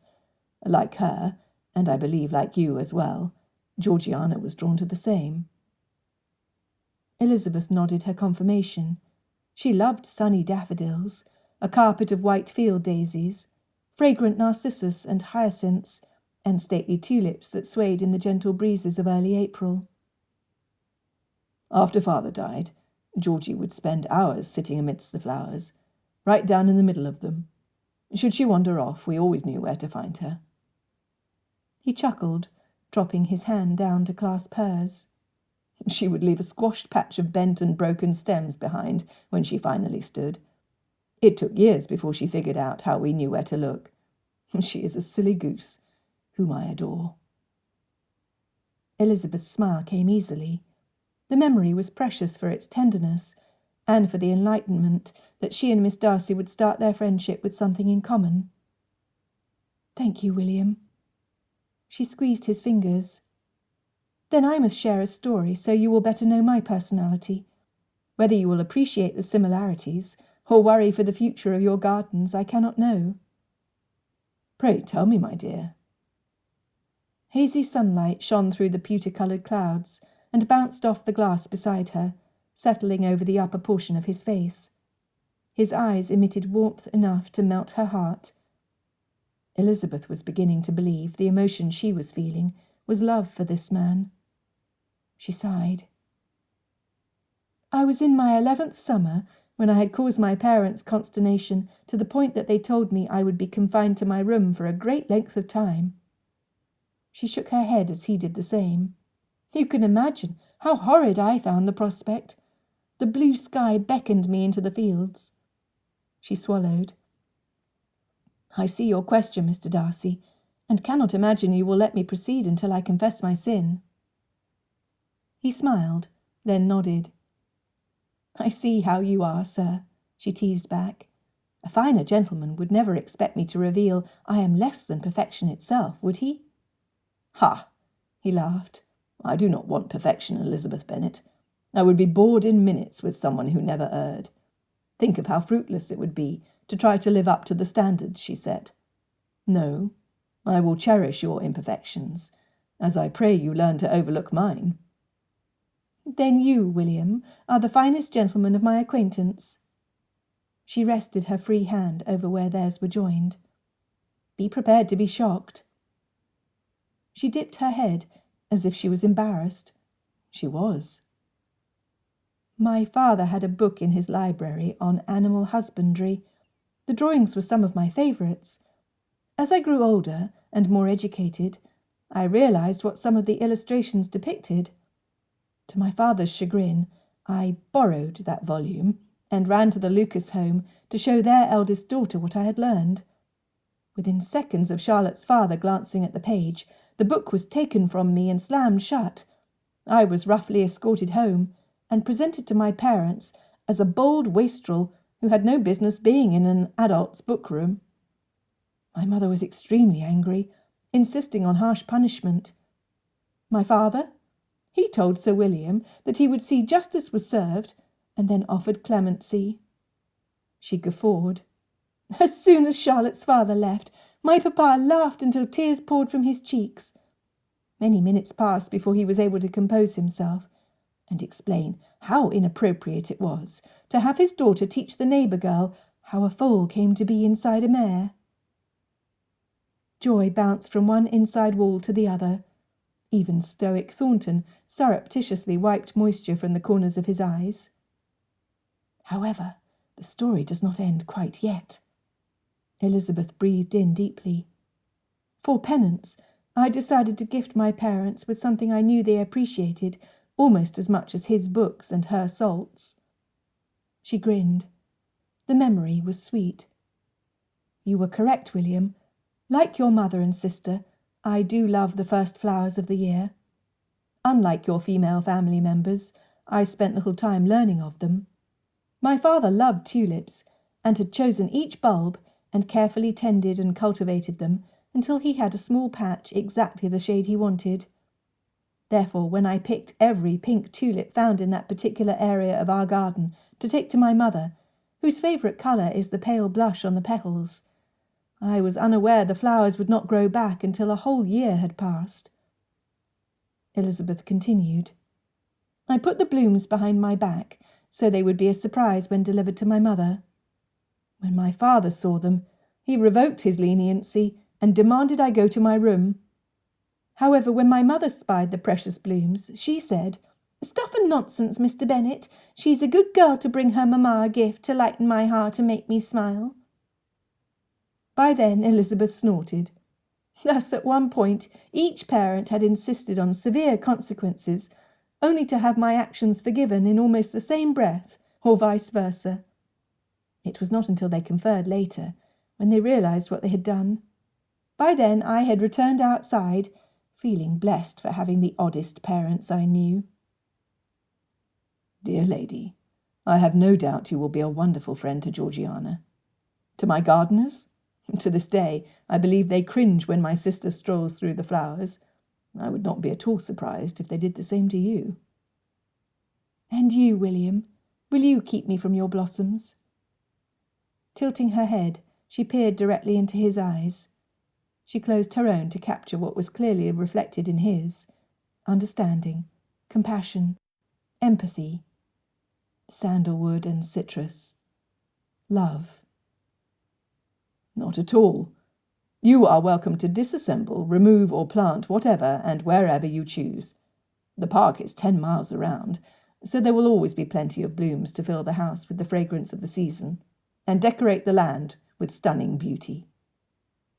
Lifting her hand, he placed a kiss on the back of her gloved knuckles. It must be fate, your coming to an estate so well suited to your proclivities.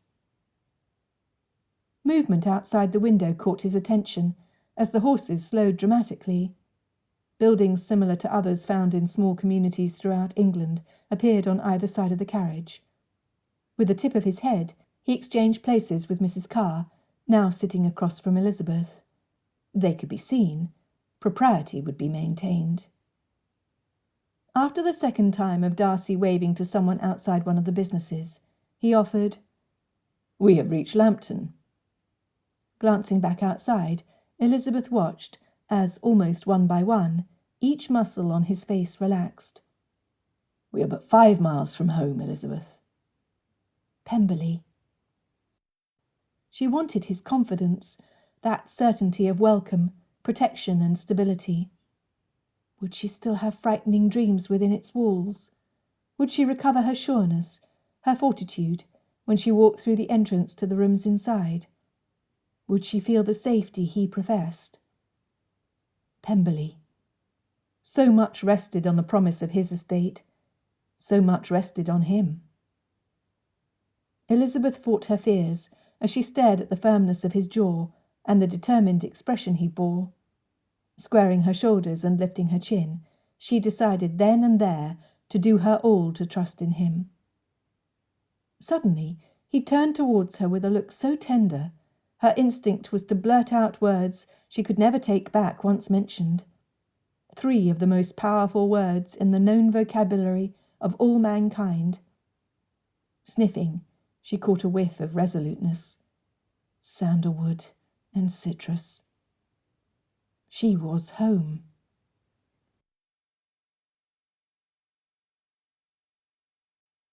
Seven. Lovely. Just lovely. Never had a building been so perfectly situated. Even in the starkness of the November afternoon, the setting sun gilded the western walls, transforming the stone into glowing jewels, framed by a backdrop of tall trees surrounding lush lawns and walled gardens. Elizabeth's feet itched to walk every inch of the vista in front of her. The horses had been climbing since they left Lambton behind. They stopped at the urging of the driver, alongside the highest point of a hill. Elizabeth turned back from where Darcy had escorted her when the team of greys started stomping and scuffing their hooves on the gravel. their noses lifted, like they had caught the faint smell of their stalls. Like their master, they were ready for home. "Shall we go?" he asked. They had stood in silence since their arrival at the wide spot in the road. He had not asked her opinion, nor had she offered it. Elizabeth had not needed to express in words what her heart felt. For the first time since Darcy had spoken of his estate, she understood. Her initial impressions of Pemberley were security, solidness, and safety. Yes, she easily observed beauty, grandeur, and stateliness, but unlike Miss Bingley's gushing over the magnificence of the prospect, Elizabeth sensed peace wrapping her in its protective embrace. She would love it here. Taking his hand as he helped her back into the conveyance, Elizabeth smiled at him. His returning expression indicated his pleasure at her assessment. The day had been wonderful in every way. Earlier that morning, prior to reaching Lambton, Darcy had taken advantage of a long stop to rest the horses, to walk Elizabeth away from Mrs. Carr and Thornton. His familiarity with the area was to their benefit, as he directed Elizabeth to a garden encased by a low wall, where they could be watched, but could speak privately at the same time. "My dearest." He hesitated. A brief quiver of his hand was the only evidence of his nervousness. "You are too generous to trifle with me. If your feelings are what they were when we left Longbourn, pray tell me so at once. My affections and wishes are unchanged." Furrowing her brows, she inquired, "What is it you want of me, William?" "I have declared my love for you twice. More than that, I have striven to show my regard for you with each gesture, with each word, so you have no doubt of my attachment to you." He whispered the words. Facing her, he held each of her hands with the gentlest touch. I want hope. That is all." "All?" He shrugged. "I have an intense desire to welcome you to my home as my betrothed, being engaged to marry, rather than a courtship alone." Shrugging again, his words ran together. "I desire nothing more than to stop by the rectory and petition Mr. Pullman to read the banns in the morning after service. I long for them to be read the next 2 weeks, so we can be married the day after it is done. I yearn for you to be my wife." Dropping her hands, he turned from her. "My timing in asking this of you is most definitely badly done, and I sincerely apologize for—" He doffed his hat and ran his hand through his hair. "For loving me," she offered as she walked closer. "For wanting me to be your wife." Boldly, Elizabeth placed her hand on his shoulder, only to have it fall under her fingers. "William, do not fear my response, I pray you." He stepped away from her, leaving her palm extended towards him, her fingers missing the contact. "Sandalwood and citrus." "In truth, I do fear the words you might speak, Elizabeth." Valiantly, he lifted his chin and moved until he was again in front of her, standing so close she could feel the warmth of his breath in the cold northern air. "Before you stands a man who will never love another, a man whose every thought is how best to nurture and protect your tender feelings." His hand brushed over his mouth. "I am aware I press you towards my goal, what is best for me, what it is that I want. Nevertheless, Darcy shook his head. "Pray forgive me. I am a selfish being, with no right to ask for a declaration from you. The harm forced upon you. He dropped his chin. "Forgive me." "No!" Elizabeth fisted her hands, unsure if she wanted to pummel him for thinking so poorly of himself, or strike herself for making this good man doubt his own course. I would be delighted to receive an introduction to Mr. Pullman. I would be even more pleased to hear this man I have yet to meet proclaim to everyone in the chapel your intentions to marry me the morning after the 3rd Sunday, and I will offer to you, with the level of honesty you have shown me, that I have discovered my own feelings are in agreement with yours."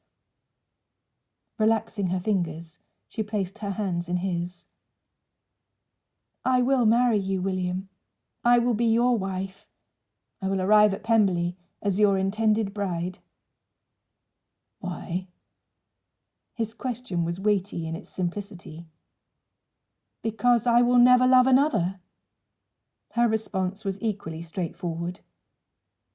"You love me, truly? You love me?" The depth and breadth of his wonder surprised her. "When we were quite young, Jane and I would spend hours giving serious consideration to the type of man we longed to marry. I cared not for fairy tales of castles and kings, of knights on white horses, or of a handsome pirate who would sail England's shores until he found his greatest treasure in me." She chuckled, and so did he. What I hoped for was a good man, who was not afraid to show me affection and respect, a man who would know my deepest, darkest secrets, and love me in spite of them, or because of them. Sandalwood and citrus. Had I not encountered Lieutenant Wickham in the field, my loss in not coming to know your true character would have haunted me for my lifetime. She dropped his hands and grabbed his lapel. "I find I simply cannot let you go." "Then do not." His fingers pulled at the ribbons of her bonnet. He cared not when it dropped to the ground. Immediately, his long arms wrapped around her as he held her in the sweetest embrace. "You love me." It was no longer a question. "Can love grow from adversity?" she asked. "I believe so, and I can state this with conviction, because I am convinced I love you with my whole heart and soul, with my strength and my might. I adore you, Mr. Fitzwilliam Darcy." "Marry me," he whispered, as she rested her face on his shoulder, her nose buried in the most comfortable place on earth. "Pray do me the honour of accepting my hand in marriage, Elizabeth Bennet. Please do." "Or," she smiled, brushing her lips against his skin. He softly rubbed his chin against her forehead. "Or I will sail my ship to wherever you are, and swoop down from the yard arm to capture you, and carry you off to Gretna Green. I will ride my white stallion to the wall outside your chambers, and climb the trellis leading to you, stealing you out from under your father's nose and riding off to Scotland to wed." "Will you not be my king?" she teased, pleased he understood her whimsy.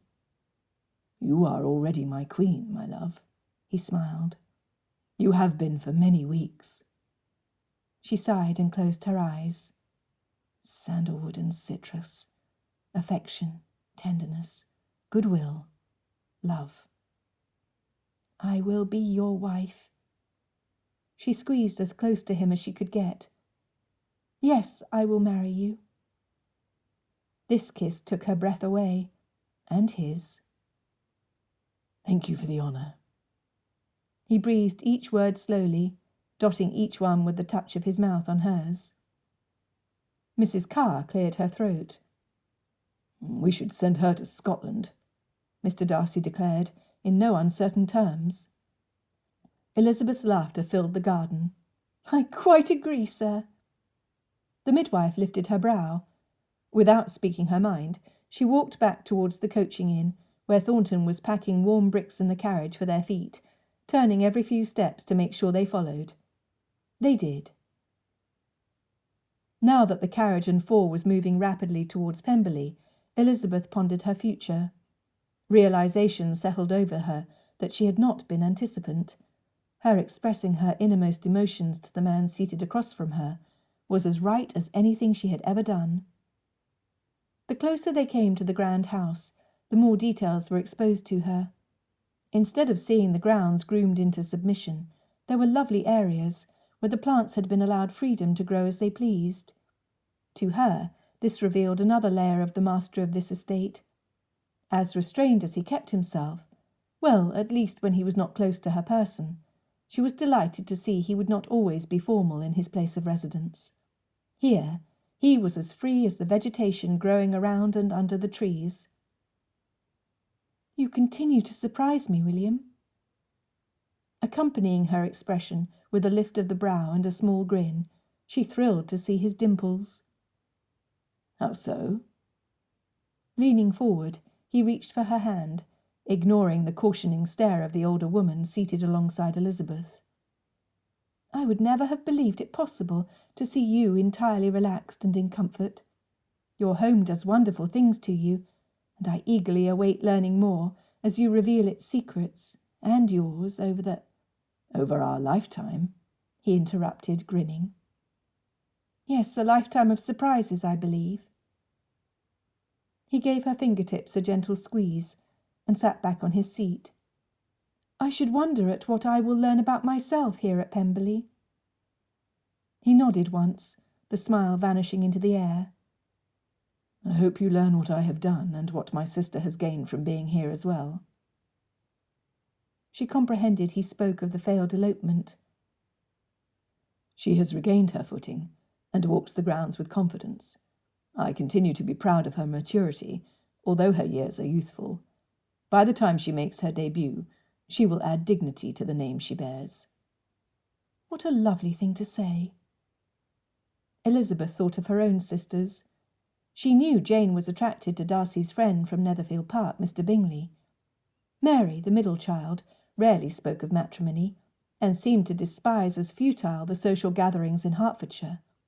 The two youngest, Kitty and Lydia, were left to run wild by an indolent father and a flighty mother.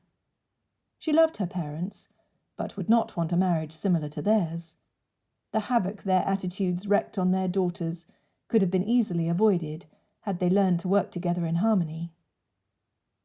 This consideration led her to meditate on the sort of parents she and Darcy would be. For a certainty, neither of them would be indifferent. Miss Georgiana Darcy was cherished by her brother as he worried and fretted over her future. His quick action to retrieve his sister from the clutches of that wicked man, and the response to her own assault, told more than words that he would be devoted to the protection of any and all children she would bear. Between the two of them, should they be blessed with daughters, they would instill the needed knowledge to teach them to be good decision-makers with an eye to a happy future. Their sons, should they have them, would be taught to care lovingly for those under their care, as they worked towards sustaining the life the Darcy family had held in Derbyshire for centuries. Despite not yet reaching the doorway, Elizabeth felt the power of this place. Sturdy, substantial, strong. Distracted by her thoughts, she was not even aware the carriage had slowed to a stop. "Welcome to Pemberley." Glancing out the window, Elizabeth spied what appeared to be a young lady wrapped in warm clothing from her head to her toes. Next to her was an older woman, who smiled at the eager anticipation the bundle of fabric with sparkling eyes and a grand smile was displaying, in the narrow area between her scarf and fur bonnet, as they waited for the passengers to disembark.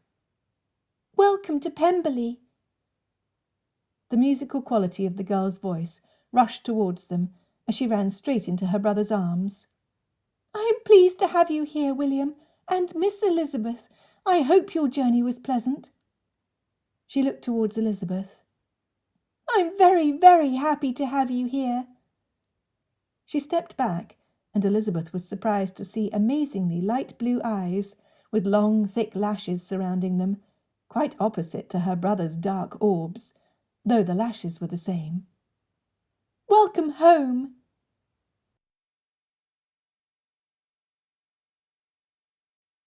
"8. With such an effusive greeting, the seeds of a friendship were born. Within moments of removing their outer clothes, Mrs. Carr was shown upstairs by Pemberley's housekeeper, Mrs. Reynolds, while Thornton moved with speed to get his master settled. Miss Darcy's lashes shadowed her cheekbones as she lowered her chin in sudden shyness. The disparity between moods was the same as Kitty Bennet showed when she was around bold and brash Lydia, and when she was without her youngest sister. Elizabeth warmed at having someone vaguely familiar, with whom to spend hours enjoying pleasant company. "Poppet," Darcy teased. "Who was that exuberant girl in my doorway? Might she have been a sprite, who robbed your closets for enough garments to keep you—" He cleared his throat, grinning despite the effort. "I mean, her, of course, warm all winter long." "I could not decide whether the green scarf or the blue one was the one most appropriate to meet the woman you were courting, and I delayed my decision long enough that I ended with no time to make up my mind, so I wore them both." She looked to Elizabeth. "Do you have a preference?" Elizabeth giggled. "I too would have worn them both. Fashion should be practical, I believe." "With that said," Darcy's rich tones interrupted their mirth, "you should know that I do not have a courtship with Miss Elizabeth." Defeat covered Georgiana Darcy's face as all gaiety disappeared. "I am sorry. I understood I was to gain a sister." "She is my betrothed, you goose. We are to marry." The transition was so rapid, from disappointed hopes to pure joy, Elizabeth laughed, as did Darcy. "When? And I am not a goose," she insisted.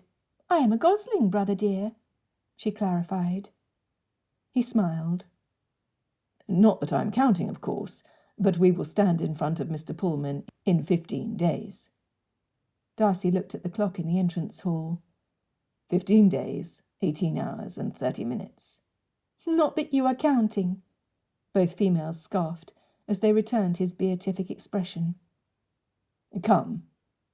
He gestured to the elderly woman descending the stairs. "Mrs. Reynolds will show you to your chambers so you can refresh yourself. I myself will be pleased to clean up and warm my person by the fire." Georgiana continued as he took a breath. "I have arranged for you to stay in the room next to mine. Cook has prepared a tray of all my favourites.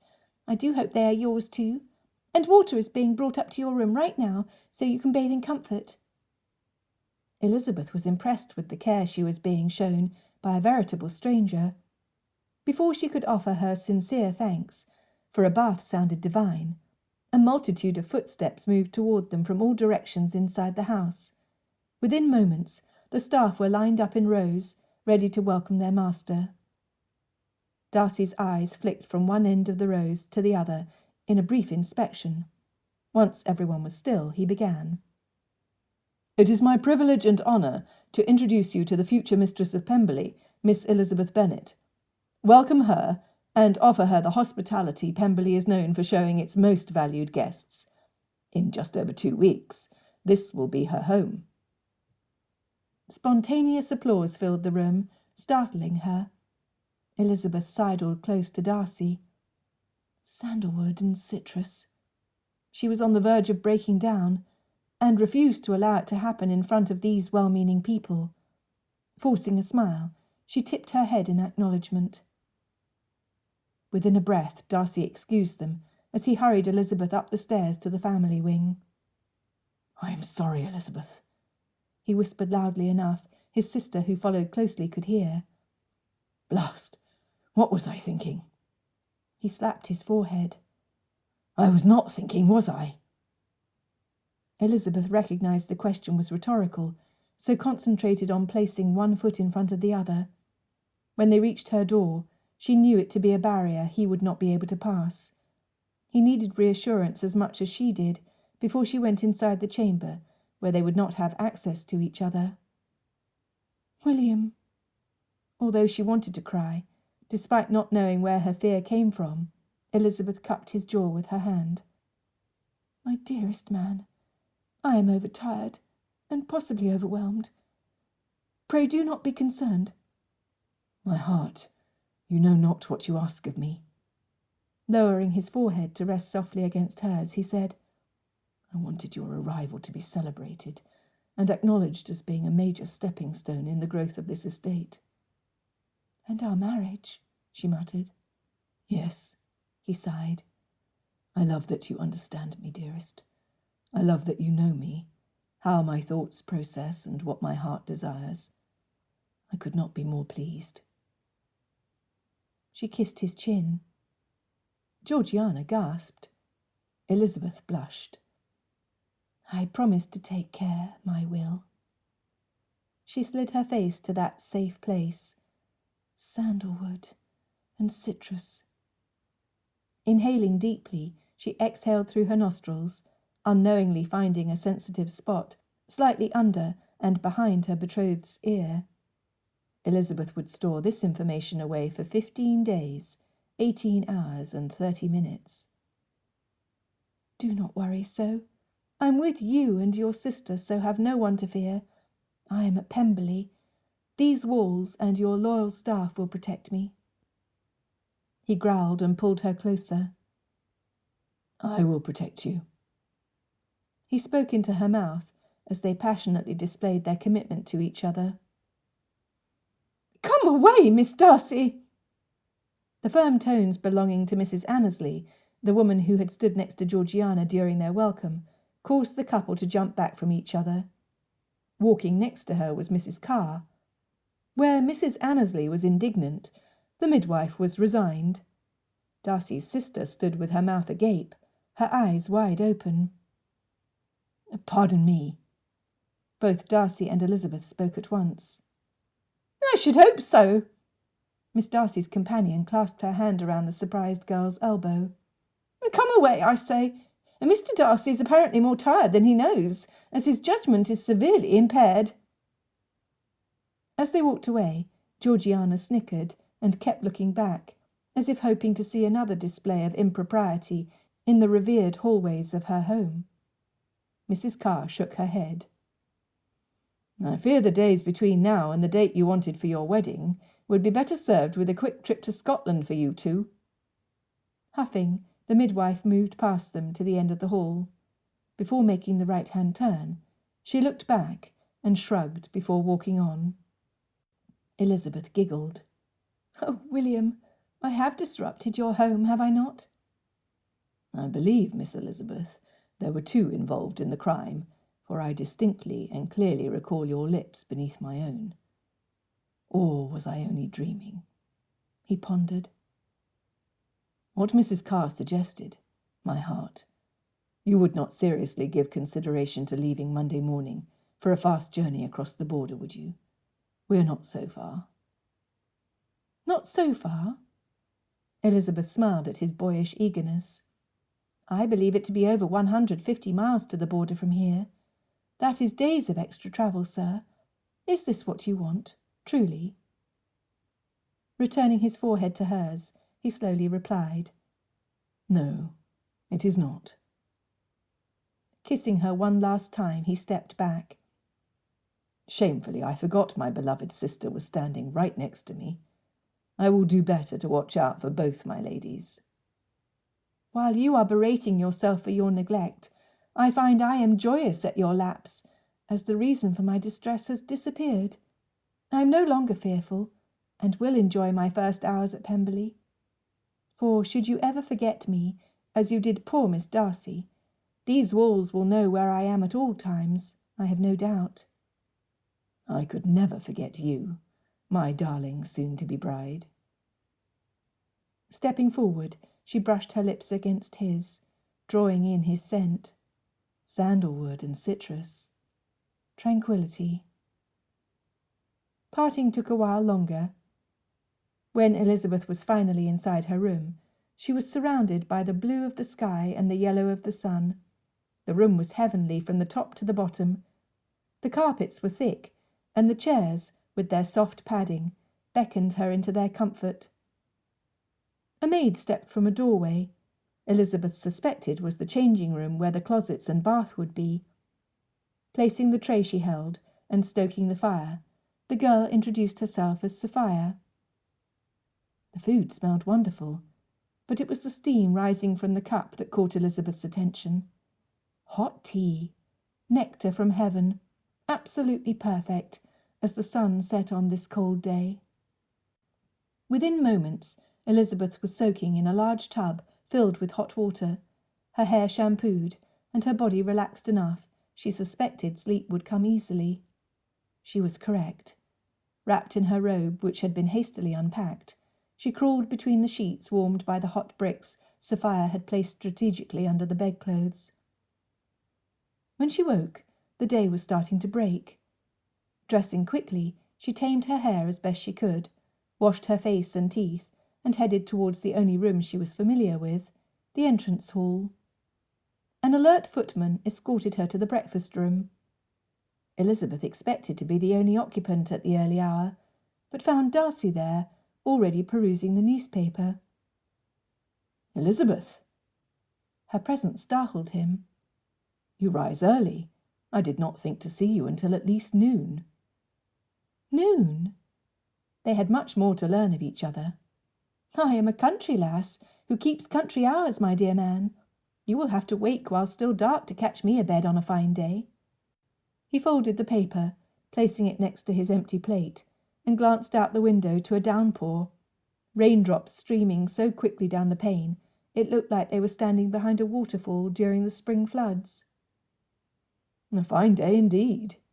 He smirked as she sat next to him, sliding the circulating paper in front of her and opening the pages to the front. Pretending to ignore him, she found nothing which grabbed her attention.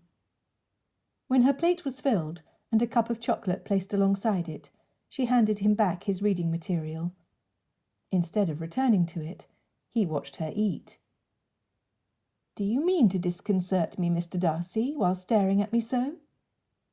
"I take a vast amount of pleasure in gazing upon your fine eyes, my love. And I find even more pleasure knowing I can use this particular endearment as I please." Rolling her eyes, she shook her head. "Then know, sir, that I, too, have the ability to reciprocate at my pleasure, whenever and wherever I am inclined. I would imagine the next time we are in company with a certain Miss Bingley, it would be a fine opportunity to use as many endearments as possible. You shall have to practise leaving your blush behind before we do, as your face turns a lovely shade of red when I call you my love, and I will practise stringing as many sweet words together as is conceivable, to make it sound as natural as I can." His laughter deafened the thunder rolling across the sky outside Pemberley's walls. "Men do not blush, my darling." Lifting her brow, she smirked. "Then what explains your elevated colour?" "Too much heat," Darcy answered, as he ran his finger under his suddenly too tight collar. "Ah, now I know." It was her turn to blush as she recalled the circumstances, the closeness and the affection, the tenderness and the ardour. An internal flame burned inside her whenever he was close. She suspected the same happened to him. The flush to her face deepened at the discovery, mixing scarlet with the purples, greens, and yellows of her healing bruises, which could not possibly be an attractive combination. Clearing her throat, she shifted her attention back to her meal, while Darcy folded and refolded the newspaper, first placing it on one side of his plate, then moving it to a precise location on the other side. They were soon joined by the other ladies of the house. After breaking their fast, a tour of the downstairs was suggested. Regrettably, Darcy had stacks of important papers awaiting him in his study, so Georgiana volunteered to lead the tour. All was well, until they entered the sitting-room, which had been old Mr. Darcy's favourite. There above the mantel were miniatures. A young Miss Darcy flanked by two men. One was William, and the other... Elizabeth screamed in terror. Then she fainted.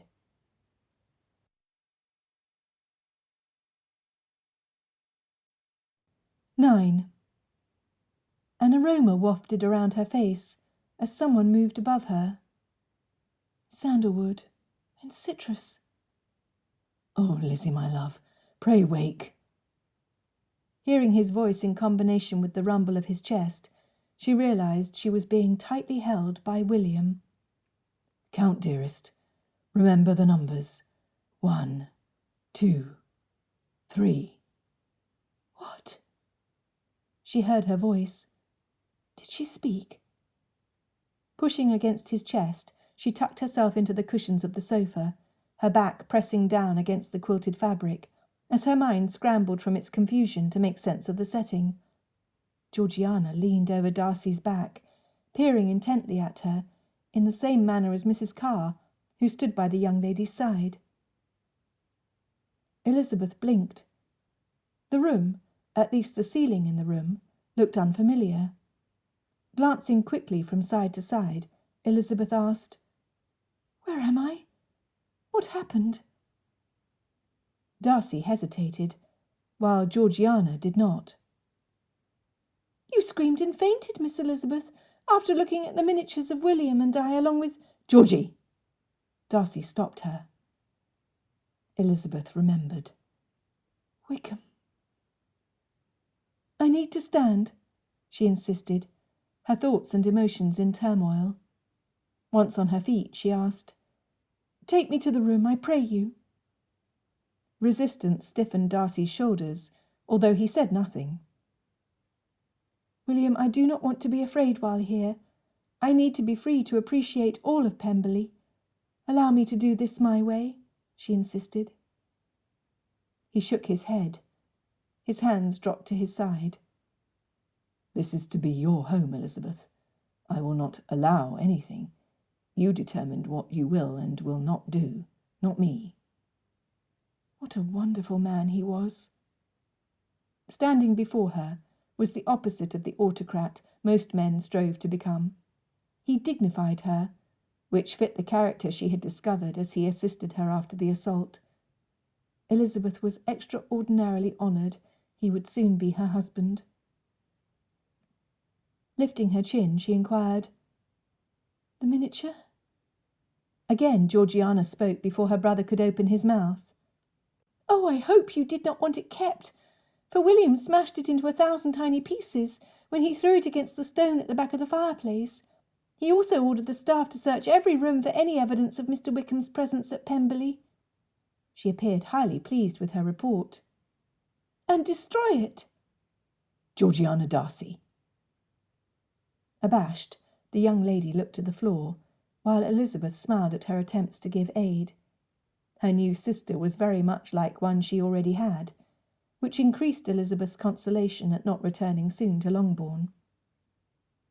Moving to her side, Elizabeth put her arm through Georgiana's.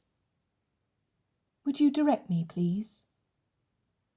Darcy huffed, a childish display quite unexpected in a grown man. "My love," she sought to soothe his bruised ego, "mightn't you come with us in case... She could not finish. The idea she might again be overcome was more than she could tolerate. Intellectually, she knew she had nothing to fear. The shards of the porcelain painting had assuredly been swept away by Pemberley's competent staff. Fitzwilliam Darcy would have it no other way. Lieutenant George Wickham was dead and buried, already cold in the ground. She shivered. He approached her from behind. She detected his scent before his hand touched her own. "Elizabeth," he whispered, "I'm here. I will always be here." Nodding once, she stiffened her shoulders and followed Georgiana out of the room. A drop of water landed on her chest. Elizabeth looked up at the ceiling. Nothing. Another one dampened the same spot just above the edge of her bodice. It took the third drip before she realised the source was her own tears, leaving trails down the bruises on her cheek before dripping from her jaw. She could go no further. She could not go there.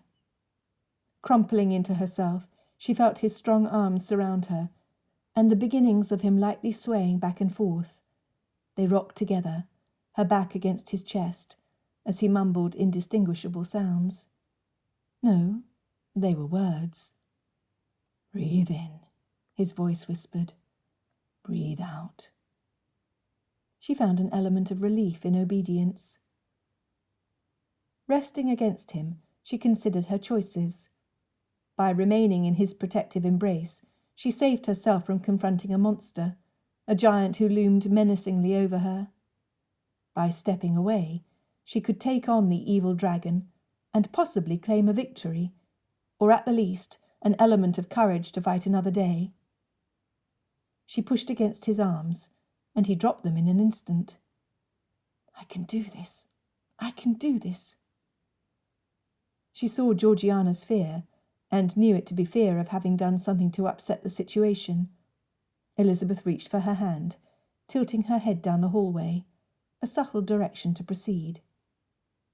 Walking slowly, giving herself time to change her mind, they arrived at the sitting-room door. "You do not have to go in," Darcy insisted. "I know."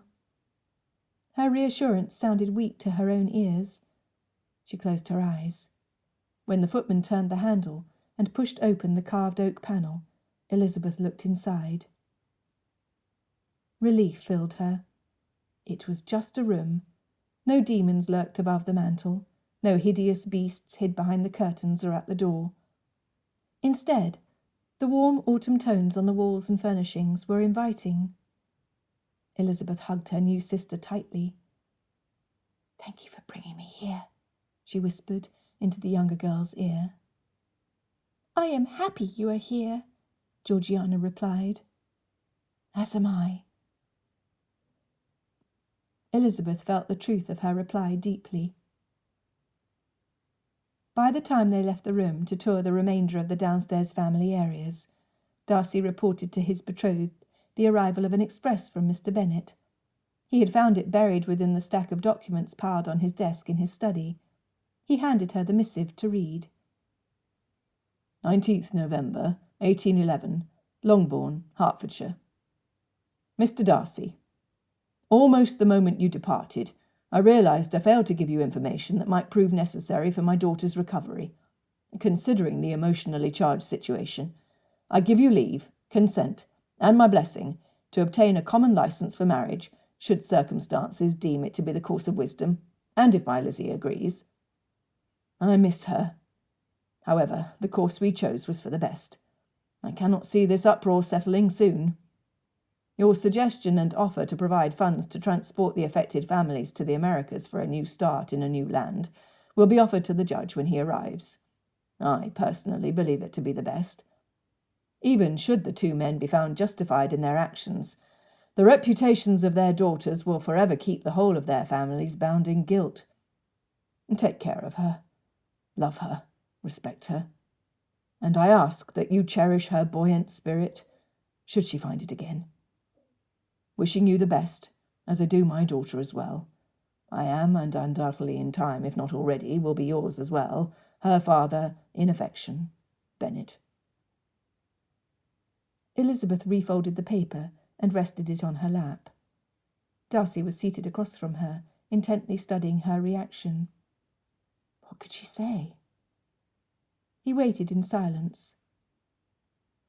"William?" She hesitated to put her jumbled thoughts into words. "While the decision is up to you, I strongly urge you to speak to Georgiana of what happened to me." "Why?"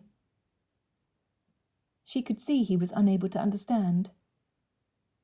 "Because when I tried to pretend nothing happened, I failed spectacularly. What she witnessed had to frighten her to her toes." She gestured towards her face. "Surely she has seen my injuries. She must have questions as to how I received bruises on my face and throat. She has to worry if she will be called upon in the future to rescue me when my mind takes me to that dark place, from which I cannot seem to escape."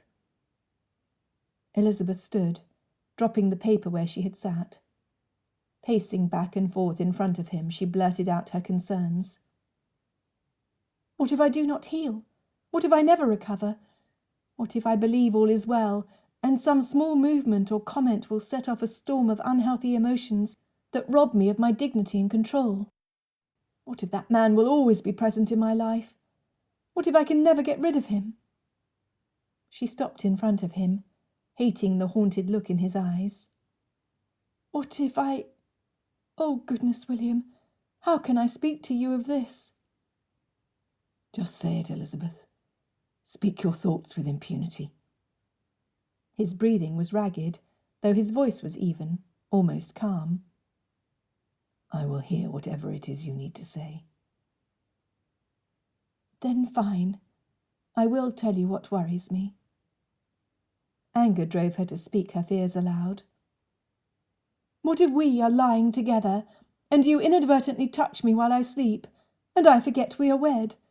What if—" She brushed away the salty tears from her cheeks. "What if I think you are him, Will you hate me? Will you want to stay with me? Will you wish you had not married this mess of a woman you say you love? William, I am consumed with anger that I cannot easily set aside what happened, and I fear, more than all else, that our marriage will suffer because of it." She collapsed into the chair, clutching the letter in her hands. "My father, he gives us permission to marry. Does he wish me gone? Is he happy I am under your responsibility rather than his? Will he ever welcome me back to Longbourn?" She continued her rant, feeling horrible with every expression. She ached for him having to listen to her complaints and concerns. "Will I ever feel whole again? Will I ever feel completely like the Lizzie I was before I walked in that field? Tell me," she demanded. "Answer me, William, for if we cannot come to peace, I will leave Pemberley, so you and your sister will not have a harridan in your home." The muscle in his jaw twitched. "You care for me. You care for your sister. You care for the future of two strangers and their families who acted impulsively. You care for Pemberley, William, and because you have devoted your lifetime in doing so, can you want me here? Do you want the turmoil that is now a part of me?" She was done. Every negative thought and emotion was out in the open. Her body was weary, as if she had run a long distance uphill. Now she waited for his reply. Would he reject her? Would he cast her back to Longbourn, where she may never be welcomed again? She did not know. Elizabeth could not look at him, and she was deeply ashamed for not being able to give him the respect he deserved. "Firstly, I thank you for your honesty." He did not sound upset, so she finally looked him fully in the face. His brow was furrowed as he removed his hands where they had been perched on the bridge of his nose, his fingers pressing into the inner corners of his eyes. When he did so, a lone tear escaped, forging a path slowly down his face. Now she knew heartache. It was in front of her, a pure demonstration of a pain so vivid it hurt her to look. "Secondly," his voice choked. "Secondly, I thank you for thinking of my sister, but mostly I thank you for your worry for me and my home." He wiped the dampness away, only to have another drop appear. "You see, my Lizzie, I now have no doubt that your love for me is as real as mine. When we say our vows, when we swear before God that we will remain married through sickness and health, through the good and the bad, we both will mean it with all that we are." He reached his hands forward, but stopped before touching her. "Our marriage will be iron strong, forged from adversity and struggle, becoming more powerful as we live and love each day together." She reached for him. "Sandalwood and citrus." "If you reach for me in the night, I will hold you. Should you push me away, I will stay away until you reach for me again. If you fear, I will give you strength. If you need to display your control, I will stand alongside you and praise you until our children, our family, and the walls of Pemberley tire of hearing me speak of your worth." He leaned forward in his chair, lacing his fingers with hers.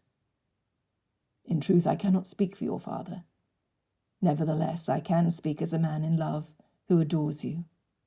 You, Miss Elizabeth Bennet, have a home, here at Pemberley with me."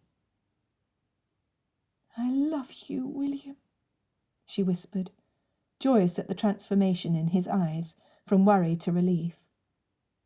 "Then let us do as your father approves.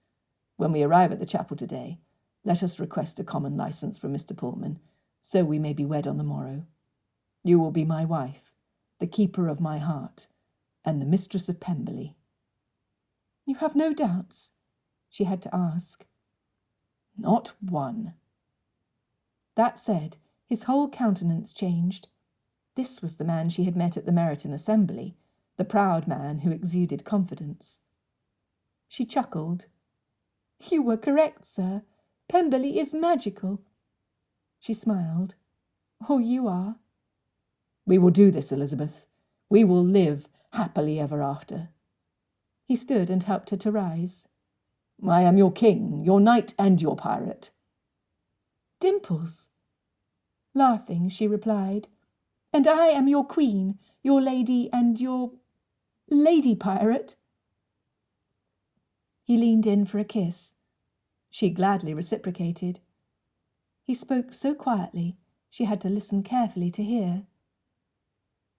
I will love you as long as Pemberley stands. She smiled against his lips, her heart brimming with happiness. Then I can only add the best of good wishes for Pemberley.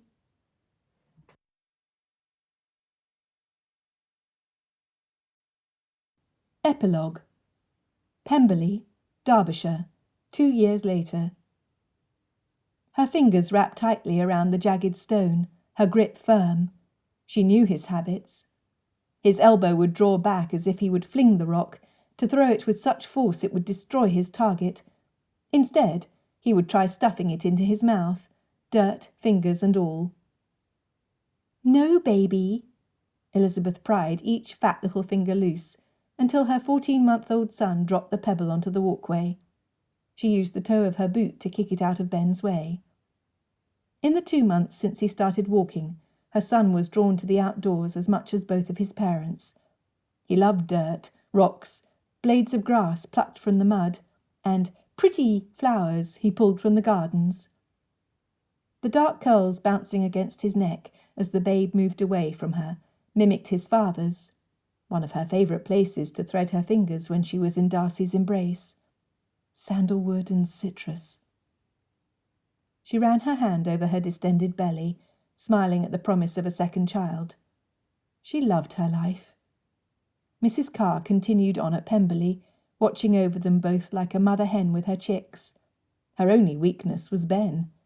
She allowed him freedoms as a supplementary grandparent that she never would have done had she been invited to remain as a nursemaid.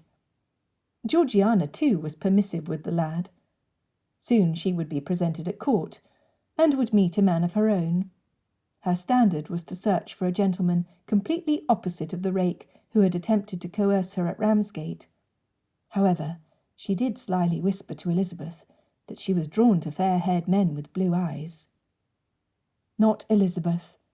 Her husband's deep, dark eyes could be as hard as flint when he was vexed, only to melt to a warm, welcoming light when she or their son were in his presence.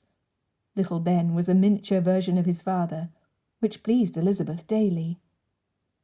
Despite the trials, her husband's and her own imperfections, they had a love so deep and true that on most days it was fairly easy to bury the memory of the day in the field. Other days, her husband would find her curled up on the sofa in his study, wrapped in his greatcoat, her nose buried in the soft fabric just inside the collar. She would cry, and he would hold her tightly, just as he had done in the grove of oak trees the last time she had walked alone across the fields outside Longbourn. She never walked alone at Pemberley, ever. If her husband was unavailable, 2 footmen would follow closely behind. Shortly after they wed, he had insisted on it, and she loved him beyond measure for his constant care for her safety. Now they walked at Ben's pace, slow and rambling. There was nothing more interesting to a little boy as an ant who needed following, a butterfly that needed chasing, or a wet, shiny rock, practically begging for a thorough inspection. Footsteps of a man on a mission sounded behind them. She had no need to turn, nor was she surprised with the arm snaking around her waist. No threat, no worry, no peril. Sandalwood and citrus. For her, for their family, for Pemberley. The end.